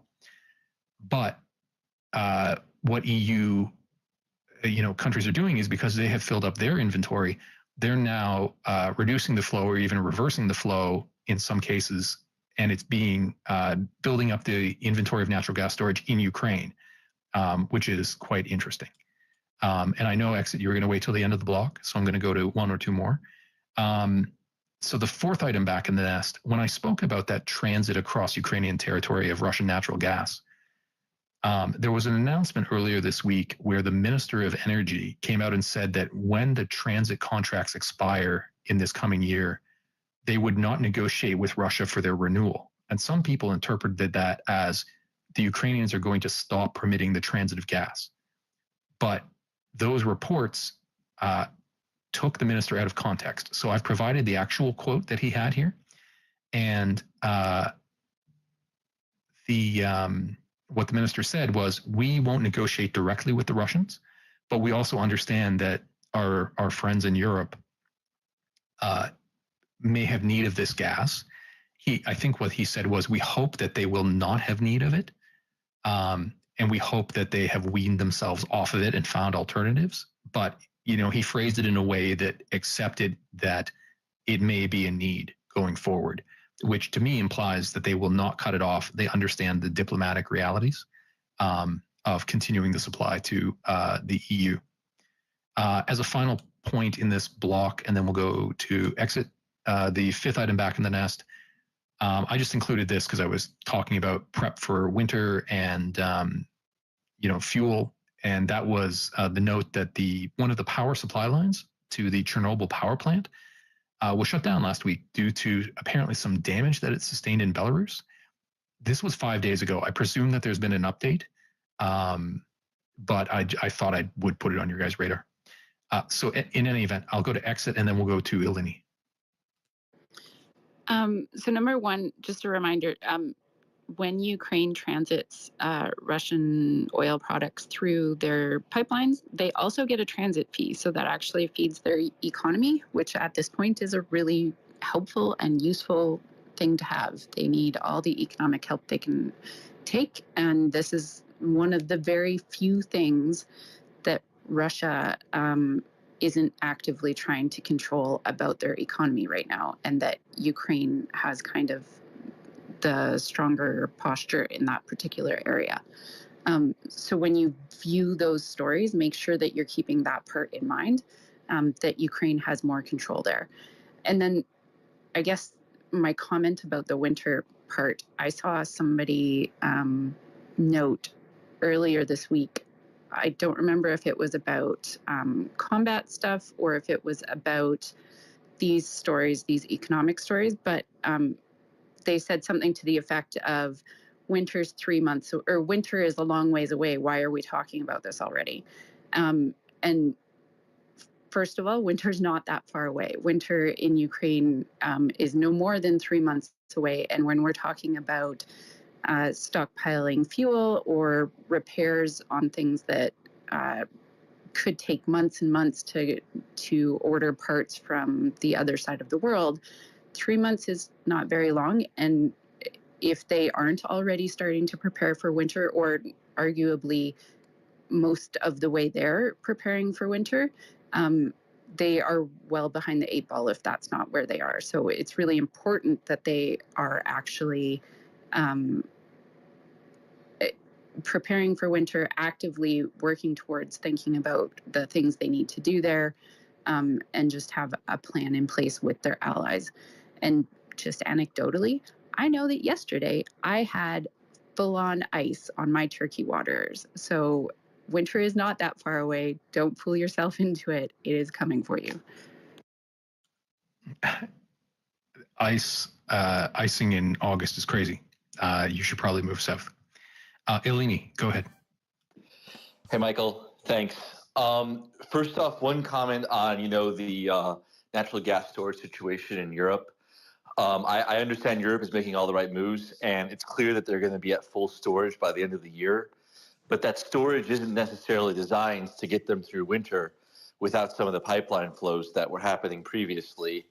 That's why we're seeing LNG day rates have increased a little bit, especially for the month of October. I think the plan is to basically have some LNG ships at the ready, already stocked, to basically help import natural gas into the mainland.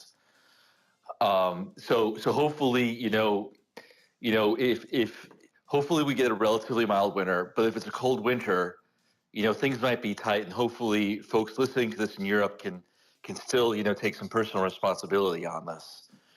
My second point is I understand that Ukraine is having their war risk policy in the Black Sea.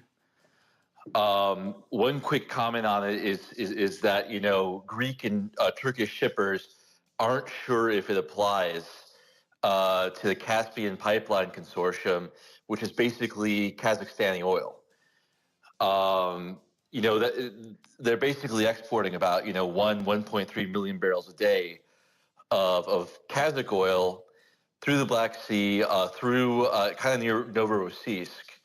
And those balances are probably keeping oil prices down by about $5 or $10 a barrel, just based on, oil elasticity. So maybe I don't know if anybody has any thoughts there, but I think overall, trying to figure out a way to get Kazakh oil to markets probably reduces Russian export revenues and probably helps helps NATO and helps the West and also helps the rest of the world kind of manage inflation. Exit, go ahead. So first of all, I have not seen anywhere that the war risk insurance is actually active. If you have seen information on that, I would love to be a party to it. So please send it along. Second of all, when I've read through that legislation, it only covers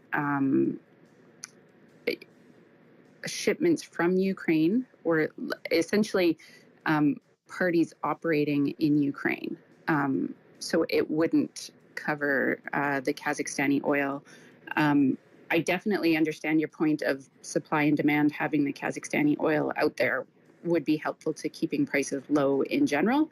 And there's lots of benefits right now for that for a lot of different reasons. But I'm quite certain that that particular war risk insurance wouldn't actually cover it. And I'm not sure what other facilities are out there for it. Although, have you specifically heard notes about how high the insurance rates have been raised on those shipments compared to before Ukraine's declaration? I'm hearing that right now, it's well, I wasn't referring to insurance exit. I am hearing that it is hard to get insurance generally on shipments in the Black Sea right now, and that some people aren't even some carriers aren't even willing to underwrite it. The one point that I just wanted to make was that there's oil that's probably there's probably Kazakh oil that's piling up in the Russian ports, near Novorossiysk right now, that Turkish and Greek shippers. I put out a tweet about this earlier from the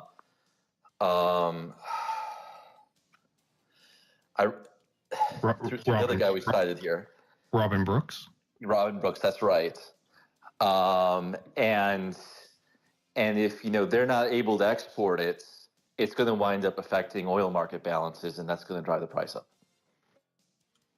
Which is a fair point. It's also why I believe it was yesterday or perhaps 2 days ago when there was a fire in the port of Novorossiysk, we were quickly in the background trying to geolocate it, and it looked like it was just a cargo port. And then reports came in that it was just a fire that started with some pallets, because there had been apparently a call, maybe not a call. There was a statement made from a former naval commander who had said, maybe the Ukrainians should target Novorossiysk with drones, but then that would interfere potentially with Kazakh oil exports. And so I was skeptical that it was the result of an attack, even though some people started suggesting it was, without further information. And it doesn't appear to have been an attack, but that motivation feeds into the idea that the Ukrainians may stay away from that style of attack. And in any event, your back and forth with Exit, I think, will make it interesting to review whether insurance rates are actually climbing to a level where they make the Kazakh oil non-competitive. Exit, go ahead. Well, and I would say that Ukraine came out with the statements specifying that they would consider any shipment heading to Russian ports as potentially carrying military cargo. However, since that statement, they have put out at least 2 statements that I'm aware of where they have specified that they will not be attacking commercial ships specifically, unless obviously they're contracted out and have a long history of working with the Russian government.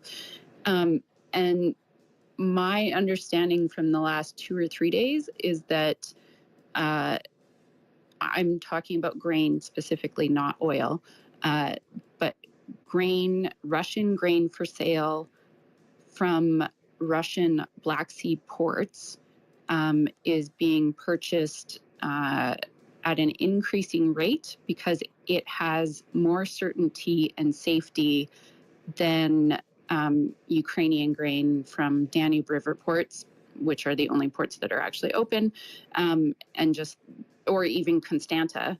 It's better priced than what you can get from Constanta right now, and that shippers are starting to increase, or buyers, sorry, are starting to increase their orders again, and that we expect to have shippers purchasing more Russian grain, essentially, than anything else, and that it looks like shipments are starting to pick back up again. So I'm not convinced that long-term that's going to hold the same amount of risk as we saw it holding in the last 2 to 3 weeks.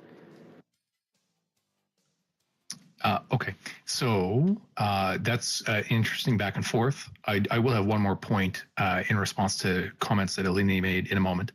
But what I'm going to do is say I'm going to move into the last block of updates on econ. This is a bit of a grab bag. And after this block, I'll wrap. And I say that because I know, for example, Exit Express, that she has a hard stop coming up shortly. So she may have to depart, which is not a problem. Before I will go to hands to get the comments in, then we'll go to the last block. Just prior to that, a reminder, if you've been listening and enjoying our conversation, I hold these talks every Sunday afternoon at 4 p.m. and every Thursday night at 9 p.m. Eastern Time. So our next discussion will be Thursday at 9. And the first item in the nest is the invitation to that space, so you can set your reminders now. The second item in the nest is just a reminder that friends of ours live stream these spaces to YouTube. And so if you've missed the talk and want to catch up, or if it's just more convenient for you, head over to the YouTube account and you can listen to the conversations there. I'll double check with Exit. You had your hand up. Did you need to come in? That's looking like a no, just an emoji. Piotr, did you want to come in with something? Hey, Michael. No, I'll wait until the end of your econ bit, because the things I wanted to raise are related to that. So if you finish your segment, and then I can jump in at the end. Thank you. Sure. So this is just a grab bag of econ items I saw in the news that I thought were interesting, so I'll move through them quickly. Third item in the nest is a note that a Swiss information tech giant that particularly makes software to manage airline companies will be leaving Russia. And so this comes on top of some other airline problems. You know, we're hearing reports coming out of Russia that planes are now running considerably past their, sort of flight hours between overhauls. That's sort of they're no longer in compliance with their own regulations. We were hearing reports that some flights are having to turn some systems off, including a handful of planes last week that were reported to be flying without working brakes. And so they were just having to land on runways and rely on the taxi out to stop. And so, these problems are now starting to really compound for the Russian airline industry. And so this withdrawal of the software management company will probably contribute to those problems. Fourth item back is a survey that was conducted. This goes to the sort of feeling of the average person in Russia about the direction of the economy. We were speaking about the decline in the value of the ruble earlier, and how partly that can be motivated by the psychological impact of how you feel the economy is doing and what your expectations are for things like inflation. And so you'll see here that large numbers of Russians surveyed said that they're cutting back on luxury purchases. So almost 40% say that they're rebudgeting to sort of buckle down, and that almost 20% are having to cut spending on basics. This, and Maximilian Hess in this tweet talks about, a report that came out from Business Insider that noted that Russia's total wealth may have increased in the last year, which is entirely possible because you can be making a profit, but have your GDP go down. What it means is you're still making a profit, but you're making much less profit than you were before. So the Business Insider piece may have been technically accurate, but it raised some hackles in economic focused accounts who said it wasn't very representative of the average experience, in that income is not evenly distributed at all in Russia. And so, decreases in GDP probably are resulting in, decreases for those who live on their income as opposed to their wealth, are really hitting them. And this is what this survey goes to. The fifth item in the nest is just a highlight of an increasing trend of loss of availability of labor. So this is a report out of Ussurisk, which is in the far east of Russia. It experienced flooding. And this is a bit of a confrontation on the street where the governor of I think the local region, not the sort of whole province, came out and was speaking with an engineer saying, hey, we need guys to, take steps to fix this flooding. And he said, everybody's gone, right? There are no specialists left, saying that a lot of them have been taken to go to the front. And so this may be anecdotal, but there was another video that went around this week of Russian recruiters going to a factory, again in the far east of Russia, and saying, we're not meeting our recruiting quota. We need people to volunteer. If we can't, via volunteers, get enough to fill our quotas, there may have to be another mobilization in just a few months. And so, I'm highlighting this because these are the sorts of things that hurt the real economy. And when I say that the value of the ruble is decoupling a little bit from simply the oil price, it's problems like this that start to, create friction in the economy that bring the ruble down in value, totally apart from the oil. Speaking of oil, the sixth item back in the nest is an article from Forbes. It's was retweeted by Bill Browder. I take this as an endorsement of his, essentially saying, like, look, you really have to cut off Russia's oil and gas revenue. And I know that Robin Brooks, who Eleni was referring to, has repeatedly talked about needing to really clamp down on the G7 oil price cap as one potential mechanism, short of, there are other options, including secondary sanctions, to limit the offtake of oil from places like India and China. But I know that the Western countries have generally wanted to avoid those provocative techniques. So clamping down on the oil price cap might be the best option to cut that revenue. I'm going to go to Exit as co-host and then to Piotr. Go ahead. Well, just to point out that Russia has been selling under the oil price, I believe, this week. From some of the things that I had read and seen, I don't follow that super closely, but if that line isn't low enough in the sand to actually affect Russia, then they were selling over the number, but we are not putting the line low enough and then enforcing it in order to actually affect Russia in the ways that we need to. So how effective is this really being if we're not lowering the price enough that they need to, and making them adhere to it so that it's actually affecting the Russian economy. Sorry, that was a little muddled there. That's okay. I'll just point out that the price relative to the cap is a bit of a complicated thing, in that the G7 cap is an obligation on shipping companies not to transit oil that has been contracted above the cap. The idea being that the majority of shipping options are owned by Western companies that are subject to the laws of the G7 countries.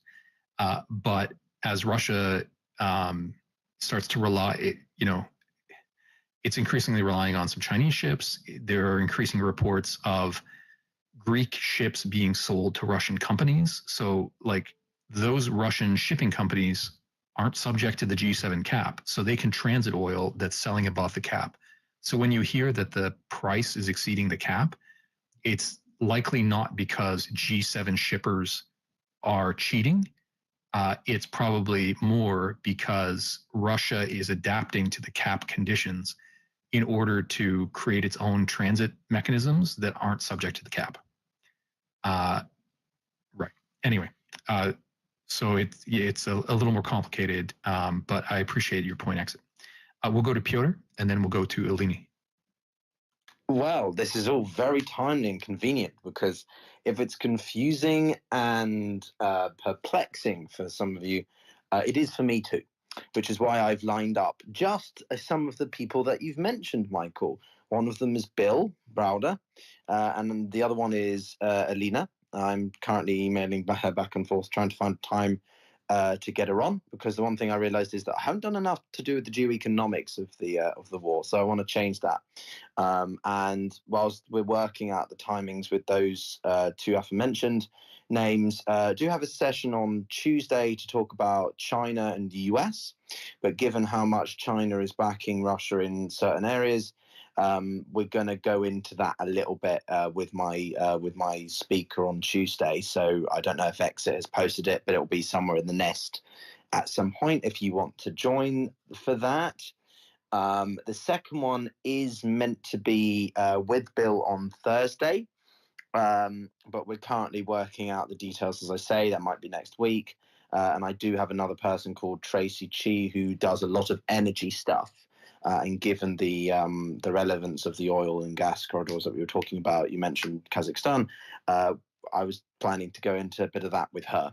So if any of these appeal to you, then keep a lookout on Michael's profile or mine or wherever they're posted, and have a listen. And then the other thing I just wanted to mention is we did have a really good conversation with Cameron Hudson of CSIS on Friday.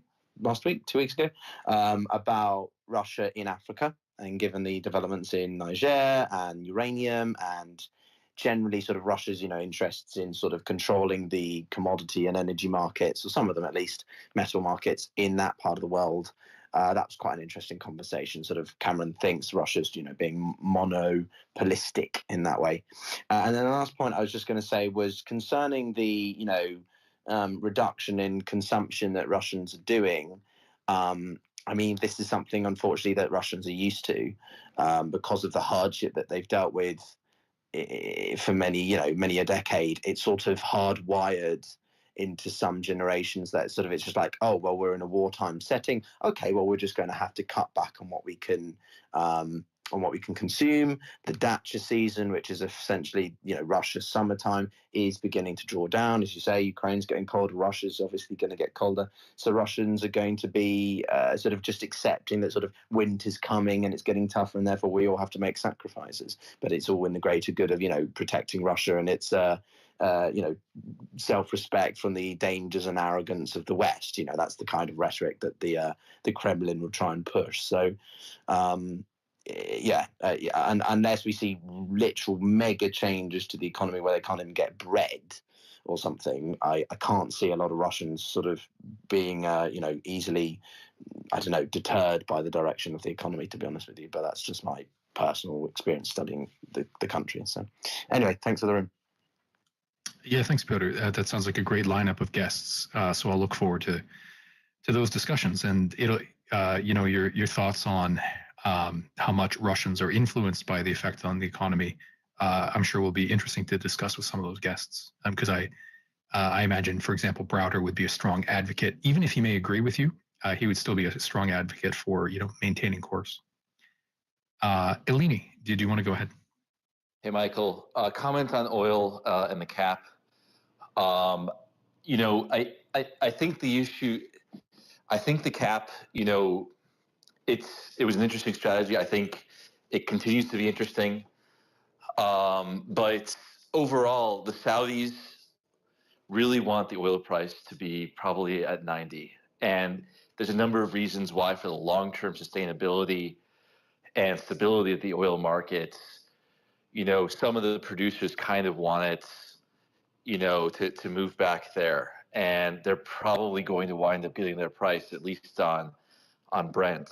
But I also think that the strategy that Ukraine is pursuing of making shipping more challenging and more difficult for Russia can also be effective here.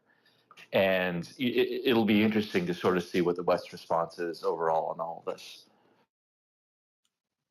Yeah, I hear you. It's partly that idea whether they can still maintain a separation between Urals, out of the specific ports and Brent, so that the Saudis get what they want, but the Russians are still limited. But again, it doesn't look like that's going to be 100% effective, and ultimately the G7 decided to set the cap fairly high, potentially out of concern that they just couldn't enforce it if the gap was too wide in prices. But it's a shame if they create a mechanism and then they essentially fail to enforce it. Like, that's sort of the worst of all worlds, because it gives the illusion that they're doing something without actually, accomplishing their goal. So anyway, we'll see what they do with it. And if you feel strongly, contact your political representatives and tell them they need to change tack. Piotr, go ahead. Yeah, don't worry, I'm not going to go back and forth because I know how tempting that is. It's also late here in the UK, so I'm going to go to sleep. But no, I just wanted to clarify also that I agree 100%. Like, the main point I'm saying is not to do it. It's more the sense of that it won't necessarily have the intended effect that we want, right? Sanctions, any form of financial punitive measure, for example, is designed to instigate behavioural change, and the Russians are not going to. It's not going to induce behavioural change in the average Russian very easily. And so I agree with Bill's points very much. That's why I was keen to get him on. And I agree with quite a few. We haven't done enough, like in London, right? I'm in London. There's so many Russians around here. That's the reason why it's called Londongrad, because there are huge vacuums or loopholes. And, if the Conservative Party, the incumbent party of the UK government, actually wanted to do something about that, they could. But they're not going to, because some of the biggest donors to the Tory party in recent years have been Russian oligarchs or Russian minigarchs, whatever. So that is that is a vested interest. And when we don't sanction all forms of energy coming into Europe and allow Italy to have a veto or whatever it is, a free pass to still sell fashion items and so on to Russia, this is a problem. So yeah, no, that's all I was trying to emphasize. And then the last thing, sorry, another plug, is Thursday. It's not Bill, that's next week. Thursday we have she's the senior editor of Politico, I forget her name. She's really cool, but given she wrote a couple of really Zoya Sheftelovich, or no, hang on, let me see if I can find her name. Isabella Kaminska. She's the senior finance editor for Politico Europe. She wrote a really cool couple of articles about the ruble and what's happening there. So I reached out to her and she was down to come on for a chat. So I thought it'd be quite cool to have a specific deep dive into the ruble and what's going on there with the reserves in the economy of Russia as well. So I can link you to the articles. I can link you to her profile if you want to know more about her. But she's quite cool. So that's the last one. But thank you. Yeah, and no problem. So, and again, like I'm sure I'll drop in. So, if you stuck around through our discussion of economics, then you're probably somebody who's inclined to want to listen to Piotr's guests as well. Okay, last 2 points. They're way back in the nest. Where are they? Counting 7, 8. So they're numbers 8 and 9. Just last 2 points. One is there's a tweet from Jack Farchi about how apparently banks in the UK are refusing to open accounts that deal with Ukraine, even unoccupied Ukraine, just out of fear that it's too difficult to do the diligence necessary to determine whether they have business interests in the occupied areas, and sort of like almost that idea of contagion. If you do business in the occupied areas, do you have to deal with the Russian administration, and does that break sanction? And this is, we've talked about this idea, this cooling effect. For example, when the Russians have complained and said their agricultural products, the banks that deal with their agricultural products should be free to deal, and that they're essentially being shut out of access to finance and the ability to even transfer payments. And then the EU responds, well, you're not sanctioned. But that's true. They're not sanctioned on agricultural products, but banks are reluctant to deal with Russia in some cases because they need to do diligence. It's not just that it's Russia, it's that who owns the Russian companies that are receiving the funds. Because if the individuals who own the companies are themselves sanctioned, then that transfer can't go ahead. And it costs money for the banks to investigate who owns the Russian companies on the receiving end. And if the cost of the investigation to make sure you're not breaking sanctions is more than the fees that you make on the transfer, you just don't do the transfer. And so this cooling effect happens in both directions, affecting the Russians. And I'm pointing this article out, saying it's also affecting businesses that want to do, UK-based businesses that want to do business in Ukraine, which is unfortunate. And so, this is a hard problem to solve, but I suspect this is more a matter of the government needing to, perhaps establish some registers in advance to, so they can say like a whitelist. I'm sure there are several ways to overcome these costs so that, banking services can still be provided. As a final point, and we're going to end with Robin Brooks, and we've referred to him several times. So it's the 9th item back. He's been doing these great charts showing changes in trade with Russia, both directly in red and via Central Asian countries that are taken as proxies on the assumption that a fair portion of that blue isn't going to the Central Asian country, but is being re-exported to Russia. And he's done this for a bunch of Western countries over the last week or two. He's put out a bunch of tweets on it, so check out his account in general. But in this case, what he's doing is showing several major economies and you can see when the invasion started, the massive drop-off in their red direct exports to Russia. In many cases, there's a corresponding uptick in blue where more items are being exported to Central Asia, probably which are leaking into Russia. But his point is, if you look at the total magnitude, at this point, China has not only increased its direct exports to Russia, it's also considerably increased its exports to the Central Asian countries. And if you look at the total magnitude of its exports, it's now $17 billion per month that's likely heading to Russia. It dwarfs the exports of essentially all of the other Western countries. And so when people are, looking at these graphs and saying, do the export controls work? Are they useless? It's not just a question of, do they work or not? In general, it's, if the people you're policing have some leaks through the sanctions, but then you have this party over here, China, that's not regulated, that's just sending a torrent of material in, does it, it's still worth policing your own rules, but you have to look at the magnitude of the effects. And so perhaps it just winds up being more important to come up with a way to try to convince China, whether diplomatically or, potentially looking at these Central Asian countries that are leaks and threatening them with secondary sanctions if they're evidently just leaking around sanctions, to start exploring other techniques beyond the scope, and instead of just cracking down on the existing nations that are already trying to be on side, look at where the real flow is coming from. And that's inspired Piotr for a last comment. Yeah, I was trying to ask Exit a question, but she decided that I should make a fool of myself and just ask you in person.